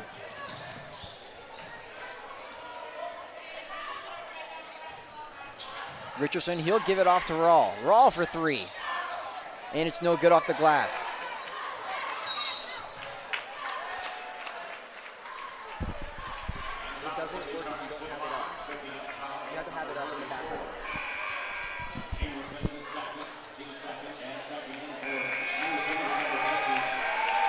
Malik Crawford and Ricky Lofton will check in here. Ricky Lofton's first appearance as a Westside Warrior. Transferred from Omaha South last year, was a standout player for the Packers, and now he's making his appearance for the first time of the season for the Warriors. He's number 1 with the jersey for the Warriors. It'll be interesting to see what type of role he plays on this team. Kevin Stubblefield for the and 1, and he'll go to the charity strike for 1. Basket's going to count. Call's going to be charged. Team number 40. McCartney his first, team third. And There you see Lofton on the left side of the free throw line in between 2 Papio players. Stubblefield's attempt is no good. It's rebounded by Brock Wall. Rawl, he'll take it up for himself, and he'll get it off to McCarty. McCarty, he'll work in. He'll take it for himself, and it's no good. Rebounded by Ricky Lofton, and that's his first rebound of the night. He'll get it off to Malik Crawford, and he'll take it up. Crawford, he'll start up a play here. He'll give it to Advadi. Advadi, he'll work quick. He'll get off to Stubblefield. Stubblefield for 3 on the wing, and it's no good. Rebounded by Advadi, but it is out of bounds by Tate Advadi, and it'll be Papillion La-Vista ball. Lofton in the backcourt putting some pressure on the Monarchs, along with Crawford. Tyler McDade, he'll work it up. He'll work quick. He'll give it to Brock Rawl. Rawl tries to find somebody to pass to, and he'll find McDavid again. Raw for three in the corner, and it's no good. Air ball rebounded by Advati. Now Mitchell, he'll go for the layup, and it's good off the glass, and that's an and one. Wow, what a night for C.J. Mitchell. He's already got 9 points here in the first 5 minutes of this contest. C.J. just has it all tonight, but a great outlet pass there to get that layup. C.J. Mitchell will have one attempt from the free throw line. The attempt is good, and that's 16 points on the board here tonight for Westside. Papillion La-Vista 5, 3:17 remaining in the first quarter of play. Brock Rawl over to Richardson. Richardson, he'll give it off. And that's put up by Garen Molly, making his first appearance here low on the block tonight and his first points on the night. C.J. Mitchell, he'll give it off to Crawford. Crawford, he'll work in. He'll take it for himself, and he'll give it down to Stubblefield. And that's a dunk by Kevin Stubblefield down low on the block. I don't know if Kevin wanted to dunk that or not. He just kind of laid it in there. I think I would call that a dunk. I saw his hand on the rim, so I am calling that a dunk, and that's 18 points tonight for Westside. Checking in here for Papillion is going to be Chase Williams and Cale Johnson.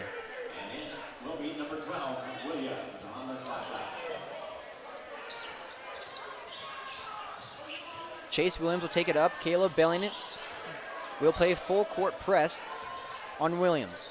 Williams slowing things down here, trying to find a man to give it to. He'll give it off.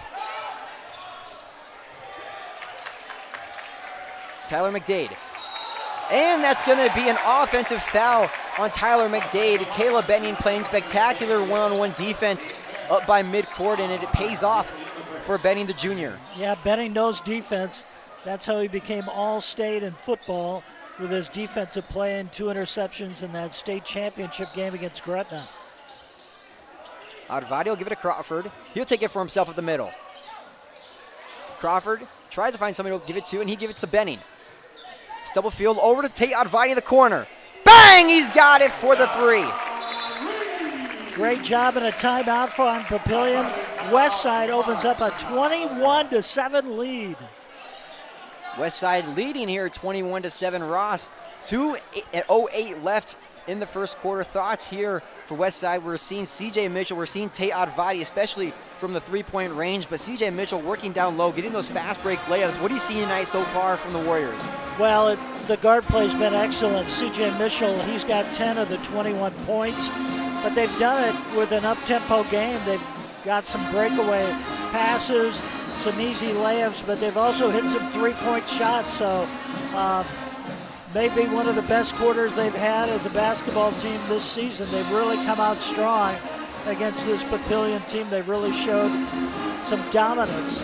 And we take a look at the fouls. Papillion La-Vista already at 5 fouls, and then Westside only at 2 fouls so far during this first quarter. So you talk about executed defense and well-executed defense. We're talking about Caleb Benning so far, who had the offensive foul on him, and he is playing spectacular defense. We don't see him a lot on the offensive side of the ball, but when it comes to defense, he is that go-to man for Jim Simons. Absolutely. Jim Simons has got this team ready tonight. He's going for win number 101, and he's off to a terrific start here in this first quarter. Trey Richardson, he'll pass it in to Caden Bush, making his appearance here tonight. Now Bush, he'll work in and then work back out, and it'll be off the foot of Malik Crawford, and it'll stay here as Papio ball.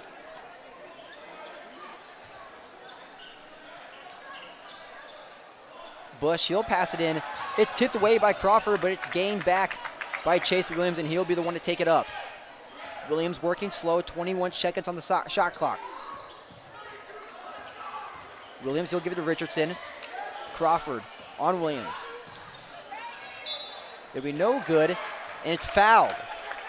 It'll be a foul on Kevin Stubblefield down low on the block, and Richardson will go to the line for 2. Well, I'm still waiting to see something from Ricky Lofton so far. I'm excited to see him out there on the court. He's just got to get the ball sometime out there for the Warriors. And talk about a long hiatus from the game and being back on the court. It takes, for some people, it takes a little bit of time. Yeah. And remember Caleb Benning at the start of the season after, he played 13 games of high school football. It took him a while just to feel good out there in the basketball court. Richardson's 2 attempts are no good. And Crawford will take the rebound. Ricky Lofton will give it off to Brown. Westside moving the ball around quick here. Not a lot of dribbles, Ross. We've seen it a lot this year, actually, matter of fact, is Westside more of a passing ball team. And Kevin Brown, he'll work back in. He'll give it to Lofton down low. Lofton, he'll go up, and it's no good off the glass. Rebounded by Chase Williams, and he'll be the one to take it up. Lofton playing defense on Williams. Williams working back in and out. Richardson will be the one to start it up now here for the Warriors. Westside back in that 3-2 defense.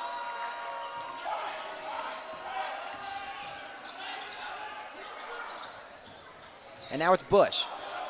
He finds trouble down low on the block, and he'll dish it back out. They've got to shoot it. 4 seconds on the shot clock, and Ricky Lofton playing tight defense on Johnson. Will be Papio ball.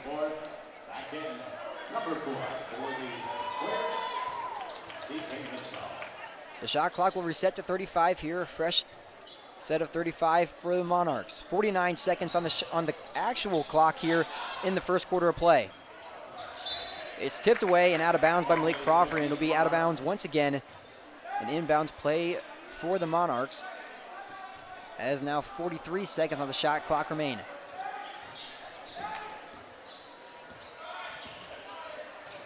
Richardson over to Williams. 36 seconds now. Williams will take it for himself. He'll go down low, up for himself, and that's good. And that's 9 points now on the board for the Monarchs. Crawford, he'll take it for himself. He'll go in and out, and it's just off the rim. Westside will work things back up here. 19 seconds on the clock. Shot clock out here, as Westside might let this one run out here for this final shot. C.J. Mitchell. He'll go in for himself. Off the glass, and it's good. 3 seconds remain here, and they'll let the clock run out here. That's the end of the first quarter of play. Westside 23, Papillion La-Vista 9. Ross, we've seen C.J. Mitchell outperform here so far in the first quarter. Yeah, C.J.'s already got 12 of the 23 points for Westside. But he's done it with just about every which way on the court. He's driven the ball to the basket. He's scored off layups. He's hit a three-pointer. He's really off to a terrific start tonight. And a 14-point lead after the first quarter is not too bad. We're going to take a quick break here on the WTV Live Network. When we come back, we'll have second quarter play here at Westside High School.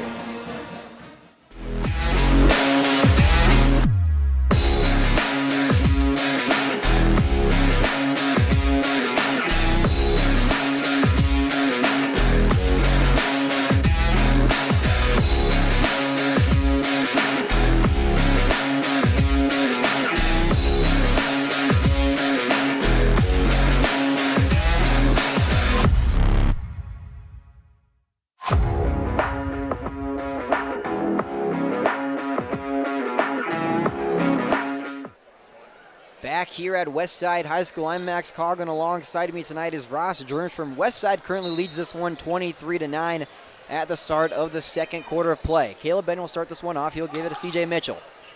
Westside moving the ball around quick here. Kevin Stubblefield with the ball on the top of the key. Brown now over to Mitchell.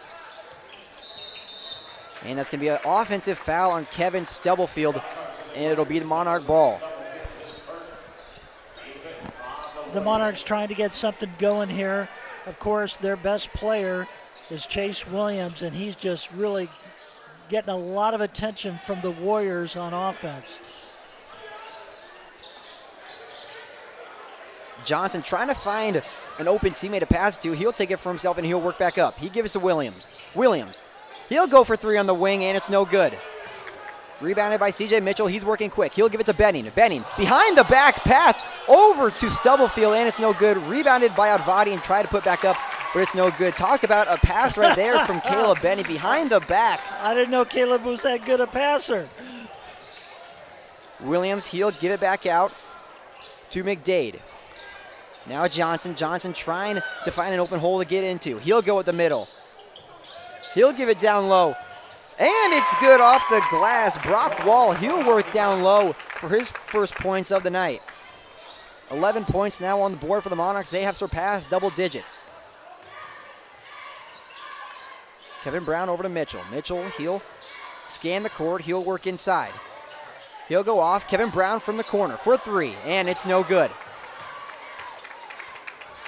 Rebounded by Brock Wall. He'll take it for himself on the right side. Now McDade. Westside back to man defense, and that's going to be a foul down low. And Eric Ingerson will go to the line for 2. And that's the way Papillion has to work against Westside. They've got to throw it into number 34, Eric Ingerson. He is the big guy, 6'7". The Warriors really don't have an answer against him. He's big and thick, just a big target there in the lane.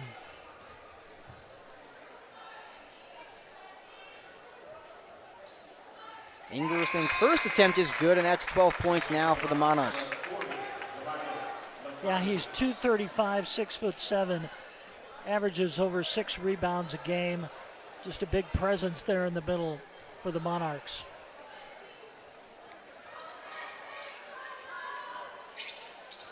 His first attempt off the rim and the glass, and it's no good. 23-12 here, 6:22 remaining in the play. Westside moving the ball around quick. Kevin Brown with the ball. He'll give it off to Advadi. Advadi in the corner to Stubblefield. He'll work down low. Stubblefield, he'll bully his way in, and it's no good off the glass. Rebounded by Eric Ingerson. It's taken up by Williams. Williams, he'll work in and out. He'll zigzag off the glass, and it's no good. Rebounded by Eric Ingerson, and then Caleb Benning steals it. CJ Mitchell over to Stubblefield. Bang! Kevin Stubblefield with a dunk. That's a dunk. That is a stuff. We saw the first one earlier, Ross, and I think the second one could be considered more of a dunk than the first. No good off the glass, rebounded by Kevin Brown. Now Benning, he'll take it for himself. He'll give it to Advadi, and it's a foul on the ground. I love how the Warriors are pushing the ball up the court. This up-tempo, that's what they did a year ago, and they were so effective doing that with all that those experienced guards that they have. And that's the difference this year with this team. If they can get that up-tempo, that fast break going, they'll be tough to beat. Advadi, he'll pass it in to Kevin Brown. CJ Mitchell working back up top now. He'll take it for himself down low. He'll spin move in and out off the glass, and he's fouled. He'll go to the charity strike for 2.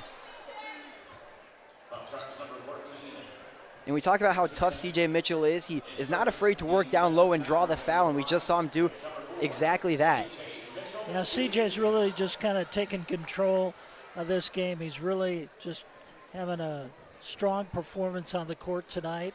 And he's just really shown some leadership out there just the way he's playing. Mitchell's first attempt is no good, and he'll have one more.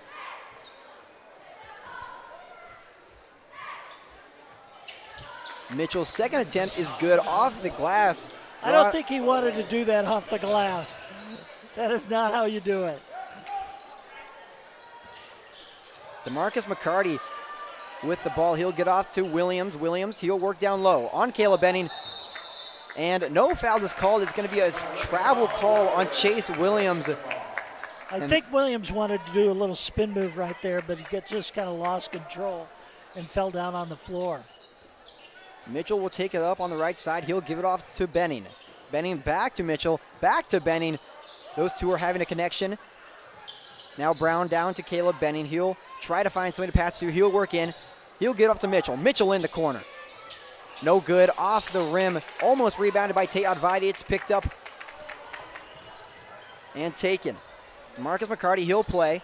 He'll go in for himself. And it's blocked by Kevin Brown, and the emotion on Brown's face says it all. It'll stay here on Papio's side of the court, but nonetheless, what a block there by Kevin Brown, who is the tallest player on this Westside team, who has made a big impact down low on the block this year. DeMarcus McCarty, he'll give it off to Garen Molly. Johnson for 3, and it's no good. Rebounded by Tate Advadi. He'll take it up on the right side. Advadi will slow things down. He'll get off down low to CJ Mitchell. Lofton over to Barfield. Westside moving the ball around quick. Advati, he'll work down low. He'll go for the jumper, and it's no good, just in and out. Rebounded by Lofton, and it's tipped away, and it stays here on Westside's court. Lofton's got a good presence down there under the basket. He's picked up a few rebounds under there, kind of a strong body underneath. Benning down low. He'll work in, tries to draw a foul, but he doesn't, but the bucket counts for 2. And there's Caleb Benning down low tonight. Chase Williams will work it up. He'll zigzag in and out. Williams tries to draw a play up here. He'll work inside. He'll take the floater for himself off the glass, and it's good. Nice pick by Ingerson. He set the screen, allowed Williams to go in there for the basket. And there's going to be a foul on the ground on Papio, and it'll be Westside ball. CJ Mitchell doing a great job once again drawing the foul and racking those fouls up for Papillion. Currently at 8 fouls on the night, which puts Westside in a bonus. And CJ Mitchell will shoot 1 and 1. I don't think CJ wants to hit this one off the glass this time. The bank is always open, though, Ross. No, I think it closed today. Mitchell's first attempt is no good and is rebounded by Garen Molly. Chase Williams tries to go back up for it, and now Richardson will start back up with it. Williams, he'll drop a play here for the Warriors. Ricky Lofton playing tight one-on-one defense. Williams back over to Richardson. Richardson, open lane down low. He'll give it off to Johnson. Johnson on the wing, and it's no good. Rebounded by Ricky Lofton. He'll take it up for himself. He'll go to the left side. Lofton, he'll take the Euro step, and it'll be a travel called on Ricky Lofton, and it'll go the other way for a Papillion ball. I think Ricky had the great idea, just take it himself down the middle. There wasn't anybody else heading towards the basket besides him, so good decision by Lofton. Chase Williams slowly working the ball up. CJ Mitchell playing tight one-on-one defense. Westside working back on that man defense. They've switched one time so far tonight from that 2-3 to man-on-man. Chase Williams for 3, and it's no good off the glass. Now Richardson, he'll work in for himself. He'll take the foul, and he'll go to the line for 2. Ross, so far tonight, the Monarchs have been shooting terrible from the three-point line. You have to start thinking of, they really just have to stop taking those three-point shots and really work inside, where they really have been good. You talk about Chase Williams working in, you talk about Richardson working in, and even Eric Ingerson down low on the block. They have been solid tonight so far from down low. Yeah, if Westside struggled this year, it's been points underneath by the other teams because the tallest player on the team is 6'5" for the Warriors. So if you have some size, you can make a difference against Westside.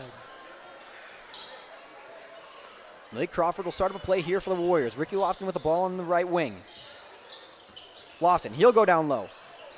He'll try to find the floater, and it's no good. Rebounded by Lawson himself. He'll give it to Barfield in the corner, and it's tipped and blocked by Brock Rawl, and it'll stay here on Westside's side of the court. Now CJ Mitchell. He'll work in. He'll dance around, and he'll give it back out to Crawford. Crawford now slow things down. Donnie Barfield. He'll take it in. He'll think about it. He'll give it to Lofton. Lofton now works down low by himself, and the ball gets away from him. It's taken away by Brock Rawl. One-on-one defense here for Brock Rawl, and he puts it off the glass. It'll be a timeout called. Oh, excuse me, a foul will be called. Yeah, no timeout on the court. They're just going to keep playing. It'll be Westside's ball under the basket. A little confused on what that whistle was blown for, but nonetheless, the bucket counts for Brock Rawl, and it'll be Westside balls. Caleb Benning will start this one, and he'll take it up. 28-18, 2 minutes and 21 seconds remaining in the first half of play. Kevin Stubblefield taking his time, 27 seconds on the shot clock. He'll give it to Anderson. Anderson back out to Barfield. Barfield, he'll work hard in, and it's no good. Rebounded by Stubblefield, put back up, and that's the and one. The toughness for Kevin Stubblefield down low on the block. Stubblefield, the top rebounder for Westside. That's why he picked that one up. Averages 6.2 rebounds a game, but Kevin's also one of the best free throw shooters on this team. Stubblefield will have to shoot one shot here as 2:07 remains in the first half of play. Stubblefield's attempt is good, and that's 31 points now on the board for the Warriors. Rawl will take it up. Anderson playing defense. He'll slow things down. He'll give it to Richardson down low, and now it's Molly down low on the left block. Westside trying to work quick here, but just a lot of miscommunication here for the Warriors. Ross, the biggest thing now for Westside is just to slow things down. You still have a lead 31-18. You don't have to work so fast like Papillion is doing. You don't really have to match that energy. Yeah, they've really struggled, just kind of just little fundamentals, some passing mistakes, but Westside still got an 11-point lead in this ball game. Chase Williams, he'll think about the pulling up, and that's an offensive foul drawn on Chase Williams. Caleb Benning once again showing his toughness as he draws the charge. Caleb is such a good defensive player. The way he positions himself, gets his body out in front of the dribbler, and it'll be a double dribble called on Kevin Stubblefield, and it'll go the other way for Papillion ball. Yeah, just some mental mistakes for the Warriors here on the last two series down court. Maybe just pushing it a little too much. Westside has 3 defenders down court, and Papillion will get this one in perfectly, and Chase Williams will take it up. Anderson on Williams. He'll give it out to Richardson. Now Molly. Stubblefield playing tight one-on-one defense. Williams thinks about pulling up for 3. Now Richardson. He'll give it down low to Molly. Molly bullies his way, and it's no good. Rebounded by Kevin Stubblefield. He'll give it to Caleb Benning. Westside moving their way down court here. Now Stubblefield, he'll work his way back up. Thought about going in, but he'll work his way out. Westside moving the ball around, all around the arc. Now here's Advadi. Advadi down low. And that's going to be a blocking foul, and Advadi will go to the charity strike for 2.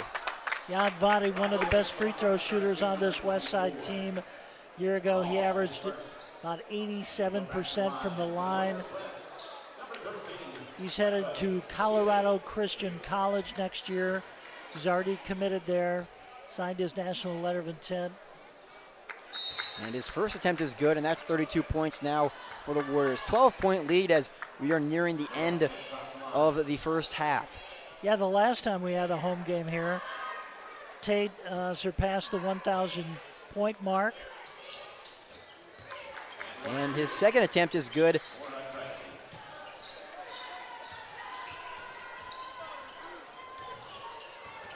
The ball is almost taken away by Caleb Benning, but it goes off of Benning's foot.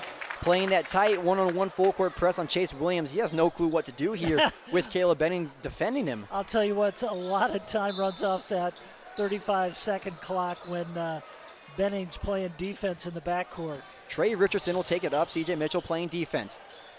Now Rawl, he'll give it to Molly up top. Molly, he'll dish it off to Trey Richardson. 32 seconds to play here in the first half. Now Johnson, he'll take the travel call, and it's Westside ball. Just poor mistakes here for Papio so far, as they currently are down by 12. And you talk about mistakes here, and we've seen it all first half, Ross. Do you think we'd be seeing a different type of game if there wasn't so many mistakes made by Papillion La-Vista? Yeah, Papillion La-Vista just hoping to get out of this at halftime. No shot clock, 29 seconds left. Westside will take the last shot. 24 seconds of counting here. Westside will most likely run the clock down for the final shot. It's just a matter of who Westside will give the ball to. It's either going to be Tate Advadi or CJ Mitchell. Those are their 2 pure long shooters on this team. Now 12 seconds remain here. Kevin Stubblefield over to Advadi. Advadi in the corner. And it's no good off the glass. 6 seconds remaining. And it's taken away. Bush over to Williams. Bad pass, but 1 second remaining. And it's no good. Williams tries to get the dream shot off, but it's no good, and we're going to halftime. 32-20. Westside currently leads this one. Ross, first half thoughts here going into halftime. Well, I'll tell you what, Mitchell played one of his best halves this season. He really got the Warriors off to a great start, scored 12 points in that first quarter and really gave the Warriors the lead, and that was good to see for CJ Mitchell for Westside. We're going to take a quick break here on the WTV Live Network. When we come back, we'll have halftime entertainment and a second half action.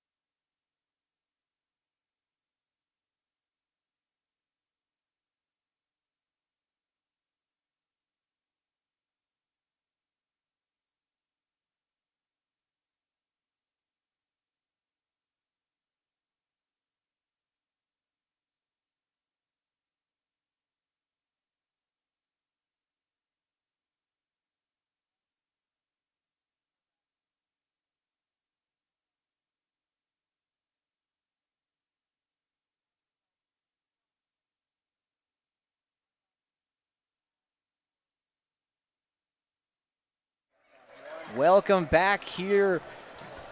Second half action at Westside High School. I'm Max Coughlin. Alongside me tonight is Ross Jernstrom. Westside currently leads here 32-20 going in to the third quarter of play. Ross, CJ Mitchell so far 13 points on the night in the first half. He is having probably the game of the season for himself. Yeah, CJ Mitchell did it all from the very start. Got some steals, some easy layups off fast breaks, but he also hit a couple three-pointers, really just doing a great job. 13 points in the first half, leads the Warriors, but that's good to see from him because we haven't seen him have that breakout game like he has tonight. And if you're Westside head coach Jim Simons, you cannot count out the Monarchs quite yet. They're down by 12 going in to the second half of play. Chase Williams leading the team at 10 points. He's leading the season with 15 points per game, and he is that by far impact player tonight so far for the Monarchs. Yeah, Williams is getting so much attention, though, from Westside, especially Caleb Benning. He is all over him during this game. Papillion will start with the ball here. Johnson, he'll give off to Ingerson. Now Brockroll, he'll try to find somebody. He finds McDade. Tyler McDade works back out. He'll dish it down low to Johnson. Johnson, he'll go up off the glass, and it's good for two. First points of the second half go to the Monarchs. 22-32 here. Westside currently leads this one. Caleb Benning will start with it. Westside moving the ball around. Kevin Stubblefield, he'll work in low. He'll give it to Advadi up top. Now Mitchell, he'll move around quick, past the arc. Now Benning, he'll work in for himself. Advadi down low in the corner for a three, and it's no good off the iron. Stubblefield with the rebound, and an injury. Kevin Brown is down on the court, and that is not what you want to see. Yeah, it looks like he got hit in the head, maybe an elbow or something flying there underneath the basket. There were probably about three players who went up for that rebound, and he's just holding his head right there. I think he just got banged. Kevin Brown is one of the top big men on this Westside team, and that is a huge loss for him if he goes down, but he is a tough player. He has been the tough player all year long, all last year long. He has been that top player down low on the block, and you just think of he might have got, like you mentioned, an elbow to the face, but the refs will give him his time and send both teams back to the bench. We're going to take a quick timeout here. Kevin Brown will get back up, and that's exactly what you want to see if you're Westside and if you're the Westside community, because he is such a big player for this team, and that's a good sign to see him up, moving around. He'll go to the bench to take his time. Yeah, I think Kevin just got dinged in the head there. Maybe collided with somebody, knocked some heads together, but it's good to see him over there on the bench. Malik Crawford will check in for Kevin Brown. It'll be Westside ball. CJ Mitchell will be the one to pass it in. Mitchell, he'll pass it in to Stubblefield. Now Advadi. He'll give to Mitchell. Advadi now back out to Stubblefield. Stubblefield, he thinks about the three, doesn't go for it. Westside moving the ball around quick. Mitchell, he'll zigzag in and out. He thinks about the three once again, but he'll go back in. Now Advadi. He'll spin move. He'll give it to Stubblefield. Stubblefield for three on the wing. And it's no good. In and out. Rebounded by Papillion. And it's taken away by Crawford. Now Mitchell, he'll give it down low to Advadi. Advadi will bully his way in, off the glass, and it's good. Tate Advadi showing his toughness down low, showing his what he can do, not just beyond the three, not just the jump shot, but him working in. Yeah, Tate just kind of said, let me get in here, moved his body in, and got the easy 2 points. Caleb Johnson trying to find an open teammate. Tate Advadi playing that tight one-on-one defense. Ingerson, he'll work in. He'll give it back out to Tyler McDade. And it's no good off the glass. Rebounded by Papillion. And there's Williams. He'll go for the jumper, and it's no good. Rebounded by Brockroll, and it's put back up for the two. Nice rebound for Papillion right there. That's what they've got to do. Papillion cuts the deficit down to 10. And Papillion is in this game, Ross. You can't count him out quite yet. And there's a three from Stubblefield, and it's no good. Rebounded by Chase Williams, and he'll be the one to take it up. Williams, he'll go for the long three, and it's good. Chase Williams for his first three-pointer on the night. And now it is a 7-point game. The Monarchs have come back. They were down by as much as 15 points in the first half. And that is the first three for Papillion. Now here's Malik Crawford, and he's good. Count the three for Malik Crawford. That's good to see from Malik. CJ Mitchell playing tight, full court press on Chase Williams. You're not going to let him get anything more than that 3 tonight.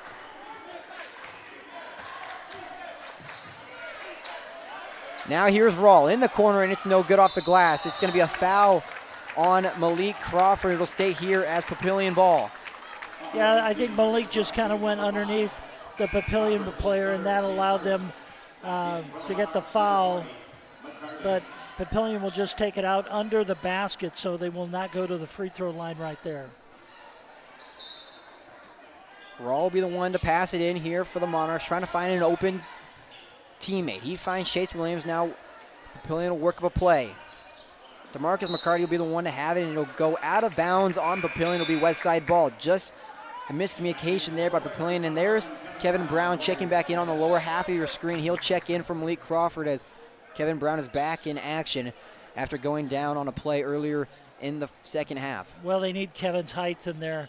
There's a big disadvantage for the Warriors in the lane, so good to see Kevin back on the court. Westside moving quick around the court, around the three-point arc. Caleb Ben will be the one with the ball. He'll start a play here. He'll work in and out. He'll zigzag. He'll give it down low to Brown. Brown, he'll work in for himself. He finds Benning once again. Now Benning goes down low. Now Stubblefield. CJ Mitchell for 3. And it's no good.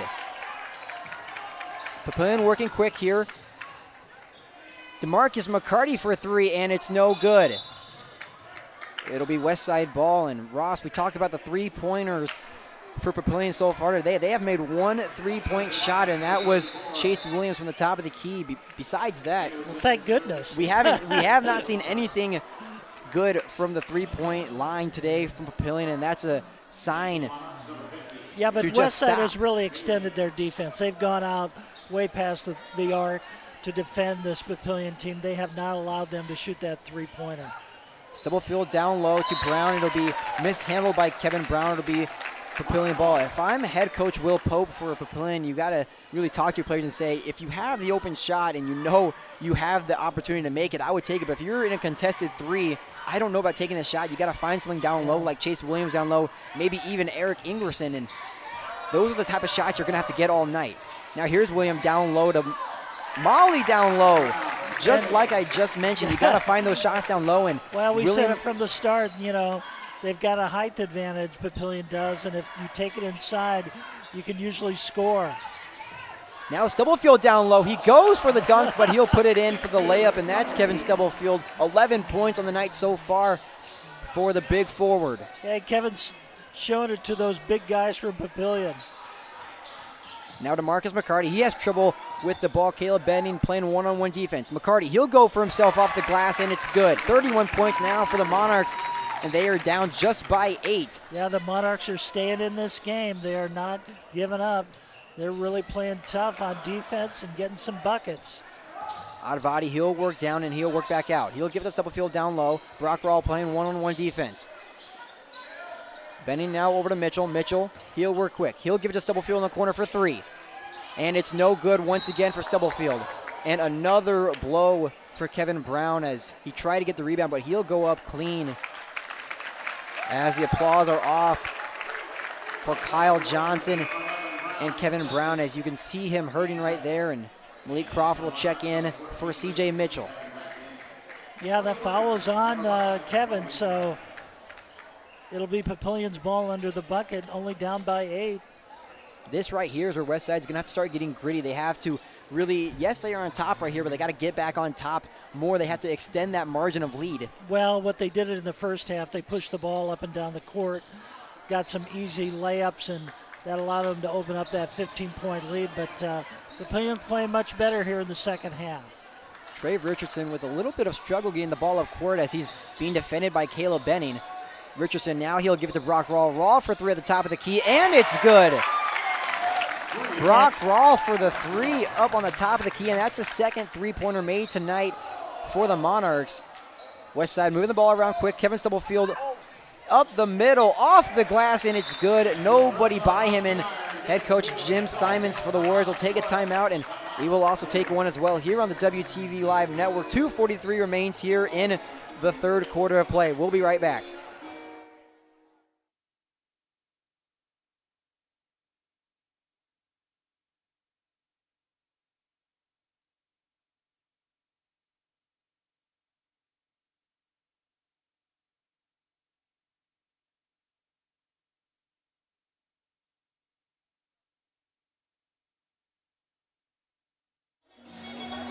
We are back here at Westside High School. There's a good look at the students showing out on a Friday night, Ross. What better to do on a Friday night than come to a Westside basketball game? And that's what these Warriors think as they're singing Party in the USA. Look at that.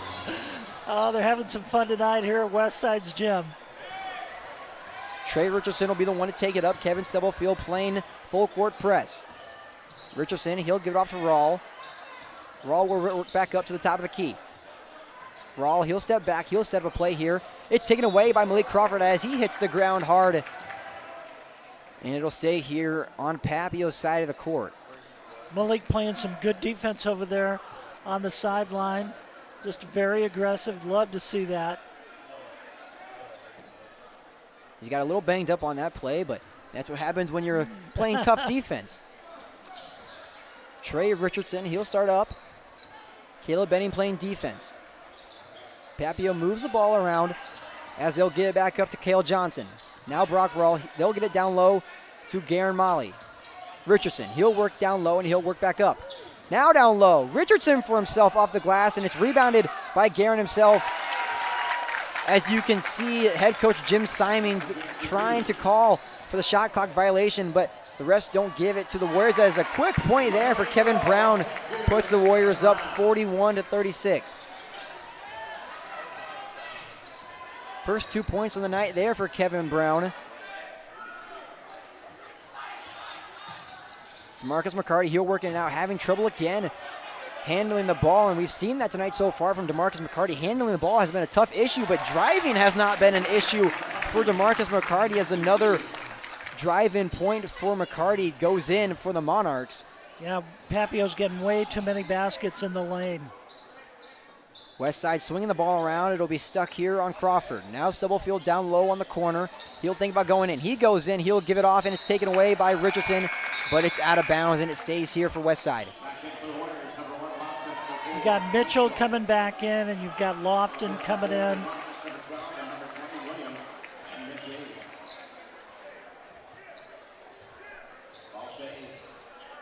This is the closest Papillion has been since the start of the basketball game. CJ Mitchell trying to find someone to pass it into. Quick three for Advati. Bang! He's got it! Quick three for Tay Advati. Just a clutch basket for the Warriors there by their all-stater.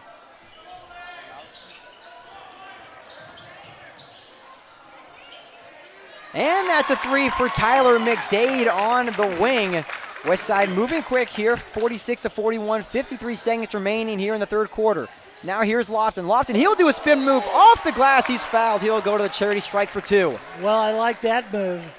Little spin move in the lane by Lofton. Good to see that. You notice he has a big bandage on his knee, so you still wonder if he's 100% out there on the court.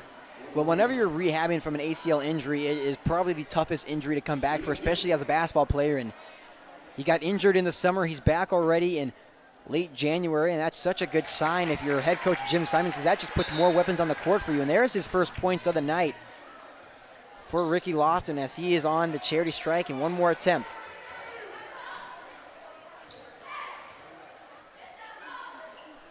And his second attempt is good here, 48-41. 48 seconds remaining here, and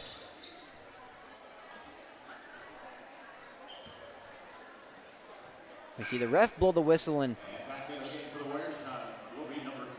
some miscommunication there between referees, and they got a substitution here with Stubblefield and Benning. Papillion worked a little too quick there as Chase Williams got a little happy feet trying to work down the court as fast as he can.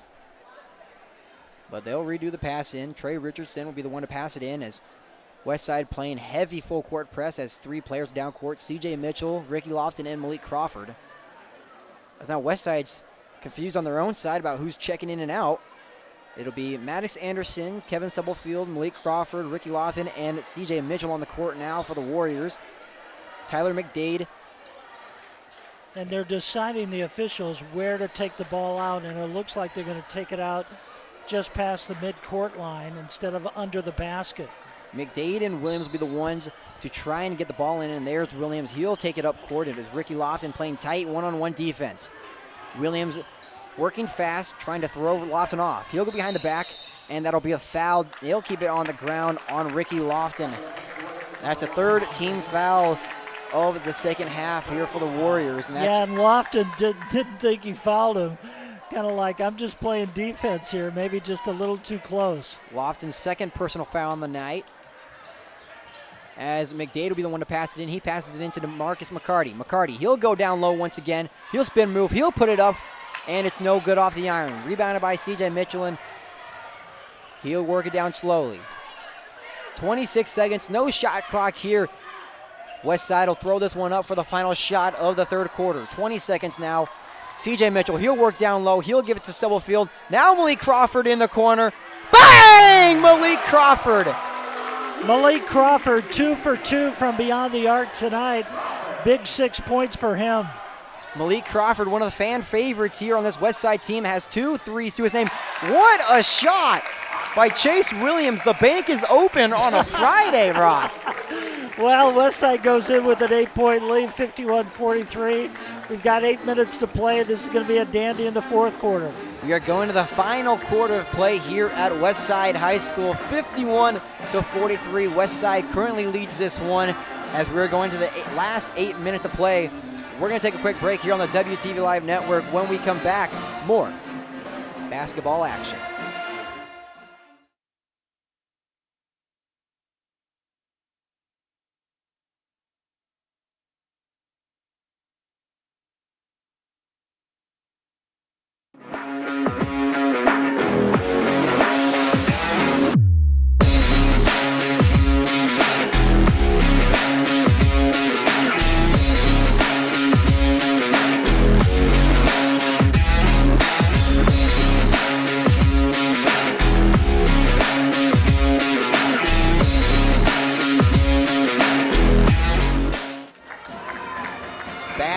Westside High School, the last 8 minutes to play. Westside leads this one 51-43. Max Coughlin, Ross Jernstrom here to give you it all. Westside will start with the ball here. Maddox Anderson, he'll give it back up to Stubblefield. Westside moving the ball around here.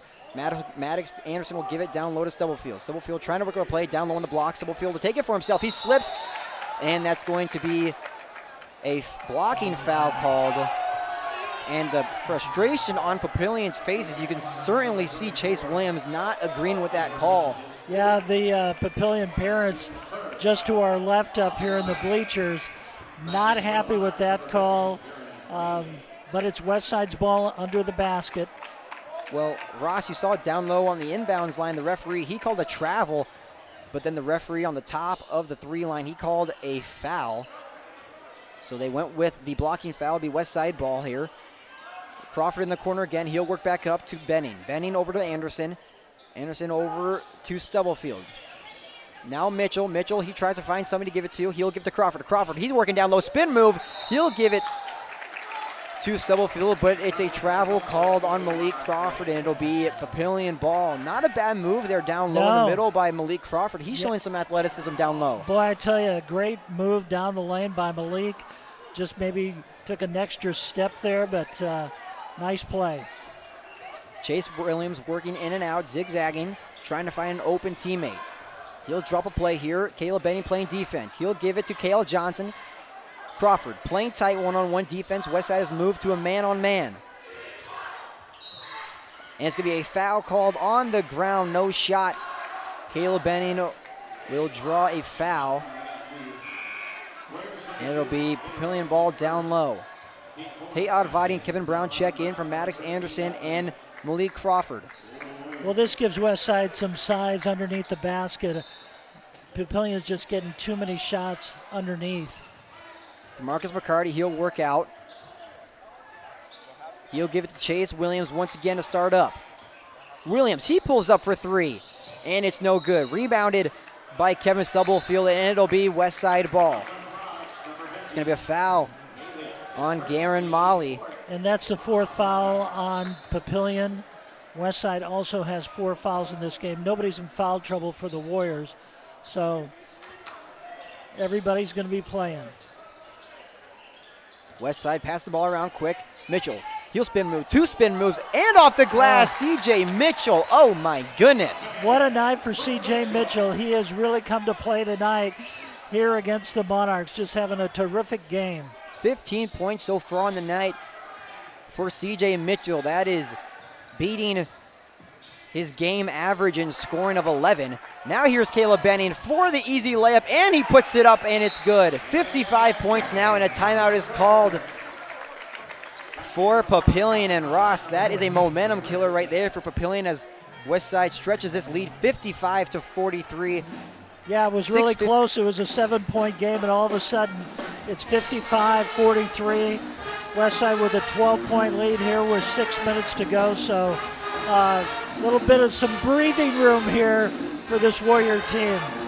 We're going to take a quick break here on the WTV Live Network. 6:15 remains here in the fourth quarter.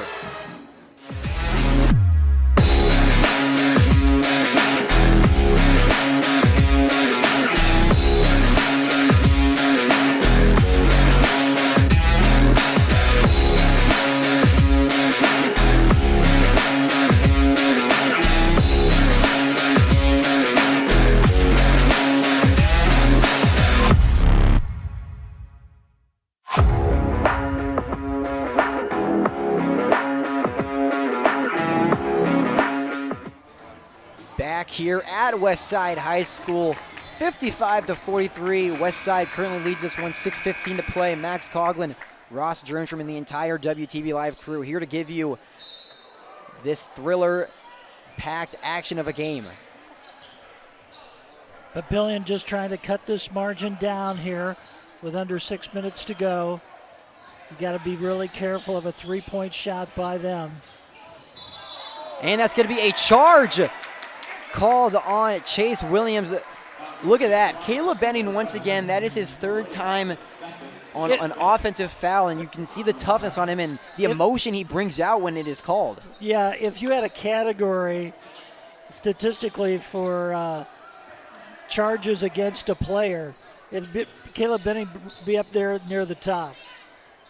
And you think some of that toughness maybe comes from football just a tad bit, but you never know. And now here's Caleb Benning once again. Double field for 3 on the wing, and it's no good off the iron. Rebounded by Kevin Brown, and Westside will start a play. Now Mitchell. He'll work back out in the corner. Very smart for CJ just to work the ball out, get it out to the perimeter, work the ball around. Now Benning down low. He'll take it for himself. No foul is called, and it is off the glass and no good. Rebounded by Brock Rawl, and he'll be the one to take it up. Stubblefield playing defense on Rawl. Rawl trying to find Chase Williams. He finds him. Williams will slow things down here on the top of the key. Now Trey Richardson. Richardson thinks about it. He'll give it down low. It is tipped out of bounds by Brown. It'll stay here. Not a bad play right there for Kevin Brown to get the ball out. If it went into Garen Molly's hands, you maybe thought he might have put it up for the 2. So nonetheless, it'll be Papio ball down low. Brock Rawl will be the one to pass it in. He'll get it in to Cale Johnson. Johnson, he'll take it for himself. Tries to find Chase Williams, and he finds Trey Richardson now. Richardson throwing this one up. 2 seconds on the shot clock. It'll be taken away by Caleb Benning. Benning in a fast break. Taya Advadi off the glass, and it's good. Oh my goodness, Taya Advadi, 13 points in the night for him. Tay just great body control down the lane and gets that basket. Now it's a 14-point advantage, and Papillion's got to think about the 3-point shot to get back in this game with about 4 minutes to go. Richardson, he goes in and he stops, and he'll give it off to Williams. Williams, he'll slow things down on C.J. Mitchell. Williams for himself, and a foul is called on C.J. Mitchell. Mitchell is bamboozled on that call right there, as he did not think he had the foul, but nonetheless, Williams will go to the line and he'll shoot 2. Williams is a smart player, trying to draw the foul, just trying to get the Monarchs back on the scoreboard here. He's their leading scorer and one of their best free throw shooters, 86% from the line. Williams' first attempt is no good off the iron, and that'll keep Papio at 43. And why do I give that stat, one of the best free throw shooters, and then the player misses the shot? Ross, it's happened earlier in the season. You talk about how good a player is at free throws, and yeah, it's just a so jinx. happens. It's just a jinx. Williams' second attempt is good, and that puts 44 points on the board. And a ref will stop the time here, and he'll have to clean up. Yeah, I think there's water just there on the baseline, and the trainer will go get a towel, and they'll clean it up. I thought that's one of the reasons why Kevin Brown slipped, or was it Stubblefield slipped underneath the basket there earlier. I thought there might have been some water out there on the court.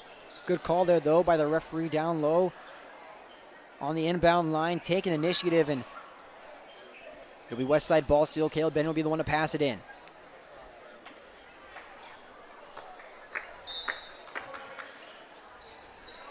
Benning will pass it in to C.J. Mitchell. Mitchell will take it up quietly. Mitchell over to Advadi. Now Stubblefield. Stubblefield, he'll try to work in, and he'll work back out to the three-point line. Advadi. Now Brown for three. And it's no good.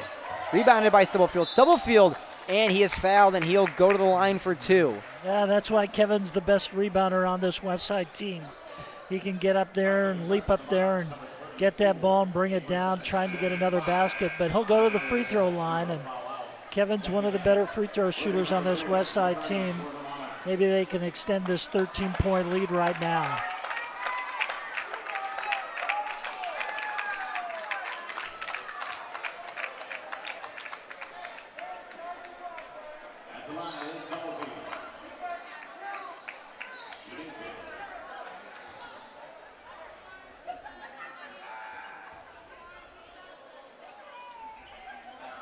Stubblefield's first attempt is good, and there it is, Ross. Your jinx is broken. Your jinx is broken, Kevin Stubblefield. Thank you, Kevin. Yes. Thank you, You're Kevin. going to have to thank him next time you see him in school because... That's okay, though. Now here's Stubblefield for his second attempt, and it's good. 2 for 2 so far on the night now. I was correct. One of the better free throw shooters on the team, and he showed why. Well, we talked about Kevin Stubblefield opening the season up. He was leading all of Nebraska in points per game, and he has been exploding this year. Here's Chase Williams for the jumper. Caleb Benning tried to draw the offensive foul once again, but it was no called, and Chase Williams took advantage of that for the jumper on the free throw line. And here's Benning once again as a foul is called, and Benning is down. He'll get back up cleanly, but the last thing you want to see is Caleb Benning went out all year long in the football season. He came back for the state championship game. He went out earlier in week 3 of the football season with a broken collarbone. So the last thing you want to see from Benning is an injury, but nonetheless, he'll go to the line and he'll shoot 2. Tell you what, he looks in great shape tonight. I mean, this is one of the better games he's played, especially defensively. He's just really showed a lot, but Caleb is really picking up his offensive numbers too, and he's getting that to be that total package out on the basketball court. Benning's second attempt is good, and that's 61 points now on the board for Westside. And the biggest thing now here at Rosside, we're in the last 3 minutes and 30 seconds of this game, and Westside cannot step off the pedal here. They have to keep adding points to the board because you never know what Papillion is capable of. Yeah, Westside has just met their average for the season. Westside averages 61 points a game, and Papillion averages 54 points a game. So Westside will surpass that tonight. Get a few more numbers up there in the final 3 minutes of this one. Caleb Benning, he'll give it down low to Tate Advadi. Advadi, he'll work back. He'll give it to Mitchell. Mitchell, he'll dance around, and he'll give it to Malik Crawford down low. What an assist right there by C.J. Mitchell to Malik Crawford for... And Malik's got 8 points in this game, a pair of three-pointers and the basket there. Good performance by him tonight against the Monarchs. And Malik Crawford, usually the player to get a lot of those assists, a lot of those blocks, and tonight he is showing what he can do on the offensive side of the board. Now here's a rebound by Crawford, and now Tate Advadi. It's tipped and blocked away by Caleb Johnson. What a defensive play there by the Monarchs. And another try there for Caleb Benning, trying to get the offensive foul, and it's no good. Here's Mitchell. He'll give it to Advadi, and he puts it up off the glass. 65 points now for Westside, 15 points for Tate Advadi himself. Westside just extending that lead right now, up by, oh my goodness, 19 points. We've really extended that lead. You got to remember, this was a 5-point game in the third quarter. We are going to take a quick break here on the WTV Live Network. When we come back, we have the final 2 minutes and 25 minutes of play.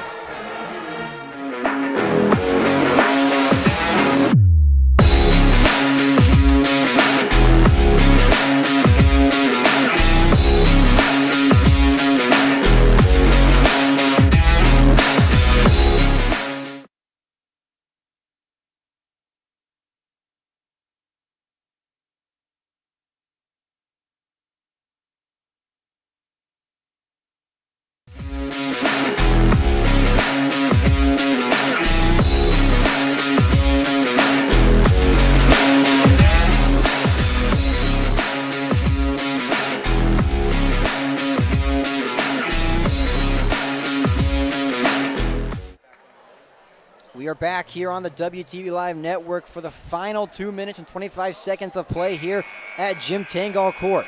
Westside 65, Papillion La-Vista 46. We've seen a lot of positive things here tonight for the Warriors. I'll tell you what, these last 2 minutes for the Warriors, what was a really tight game. They've kind of blown it open here with a 19-point lead, but got to secure that and seal this win. Chase Williams will be the one to bring it up. Williams, he bounces off of Mitchell. He'll find someone to give it off to. He finds Trey Richardson. CJ Mitchell playing tight defense, and he's going to draw a foul. Well, that's the one thing you don't want to do. You don't want to send him to the free throw line. And that is the 6th foul on Westside, so they do not go to the free throw line.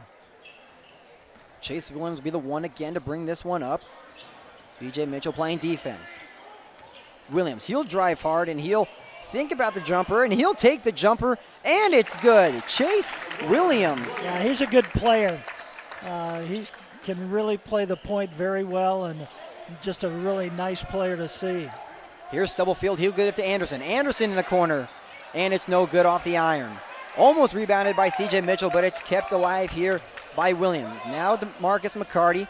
He'll be the one to take it up. McCarty, he'll work back up on the top of the key. He'll drop a play. He'll go down low. And he'll give it to Bush. Bush, he bounces back off. He'll give it to McCarty once again. McCarty, he dances around. He'll go down low. He gets stuck, but he'll give it to Bush. Bush for 3. And it's no good. Rebounded by Garen Molly. Put it back up. And the and one for DeMarcus McCarty, and he'll go to the line to shoot 1. Well, I'll tell you what, the Monarchs aren't giving up. We've got just a minute 20 left in this game, and they're finishing this game hard. They played very well tonight. 65-50 here with 1 minute and 20 seconds to play in the final quarter of action. One shot here for DeMarcus McCarty.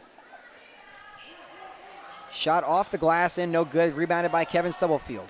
Stubblefield, he'll get off to Mitchell. Mitchell, he'll work fast. Spin move. Off the glass. He'll do a reverse and it's no good. Rebounded by Caden Bush. Now here's Trey Richardson. Richardson, he'll go the spin move off the iron and it's in. 52 points now here for the Monarchs. Westside might just want to slow it down here just to run this clock down. 27 seconds on the shot clock, 52 seconds left to play in the game. Mitchell, he'll work in. He'll give to Lofton. Lofton, now he'll work in. Lofton off the floater, off the glass, and it's good. Ricky Lofton, he'll take a timeout here. 4 points on the board here for the brand new Westside Warrior. Ricky Lofton making his debut here. Transfer from Omaha South. Went out this summer playing AAU basketball with a torn ACL. Made his rehab all the way from August and all the way now, and he's back playing. I bet this does not feel any better than anything in the world right now for Ricky Lofton. Yeah, Ricky Lofton got a 2-point layup right there off the glass. Added a couple free throws, so 4 points for Ricky Lofton in his debut as a Westside Warrior. We're going to see a lot more of him in the future. And now you see players coming in. JT Evans, Monte Gettings making their appearances here tonight. 41 seconds on the shot clock. Ricky Lofton playing full court press. Tyler McDade will slow things down. He'll work quick. He'll pull up for the jumper, and it's no good off the iron. He'll get his own rebound, and he'll work back up. McDade, he'll give it down low. Jacob Sherman off the glass and no good. Rebounded by Monte Gettings, and it's out of bounds. will stay here for Monarch ball. 21.6 seconds remaining here in the game to play. Yeah, and stick around, folks. There's going to be a presentation to head coach Jim Simons for his 100th win after the game, so stick around. In the corner for 3, and it's no good. Caden Bush tried to attempt, and the and one. Blake Mazur making his appearance here tonight for the and one, and he'll have a shot to make this a 3-point play.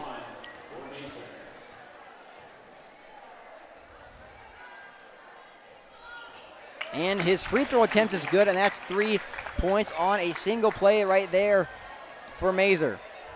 Monte Gettings, ball will get away from him. Jacob Sherman, he'll take it in, tries to put it up, and that is the game. Westside 67, Papillion La-Vista 55. What a game for the Warriors that make that 11-3 record here for the Westside Warriors. Not a bad game. No, this was a great fourth quarter for the Warriors. It was a 5-point game. It looked like Papillion was back in it, but Westside really proved to be the more dominant team down the stretch. Got a lot of nice baskets. But stick around, folks. We're going to have a presentation out on the court for Jim Simons. Athletic Director Tom Kirkman will present a game ball to head coach Jim Simons for his 100th win. So here we go with the announcement. We're going to send this down to Sugar Ray to do the duties. As a head coach and has 22 years as an educator and coach here at Westside High School. Coach Simmons is a proud alum and graduated in the class of 1996. This means he has been a Warrior for the past 30 years. Coach Jim Simons recorded his 100th victory at Westside against Villanova earlier this season. He reached that milestone in 138 games, which is fewer than any coach in Westside history. This includes coaches Tom Hall, Dan Schenzel, and Coach Brian Mimicek. We couldn't be more proud of the coach, his players, his assistant coaches, and we look forward to many more years of victories with Coach Simmons at the helm. Simons at the helm. At this time, we'd like to honor Coach Simons with a commemorative game ball presented by our athletic director, Mr. Tom Kirkman.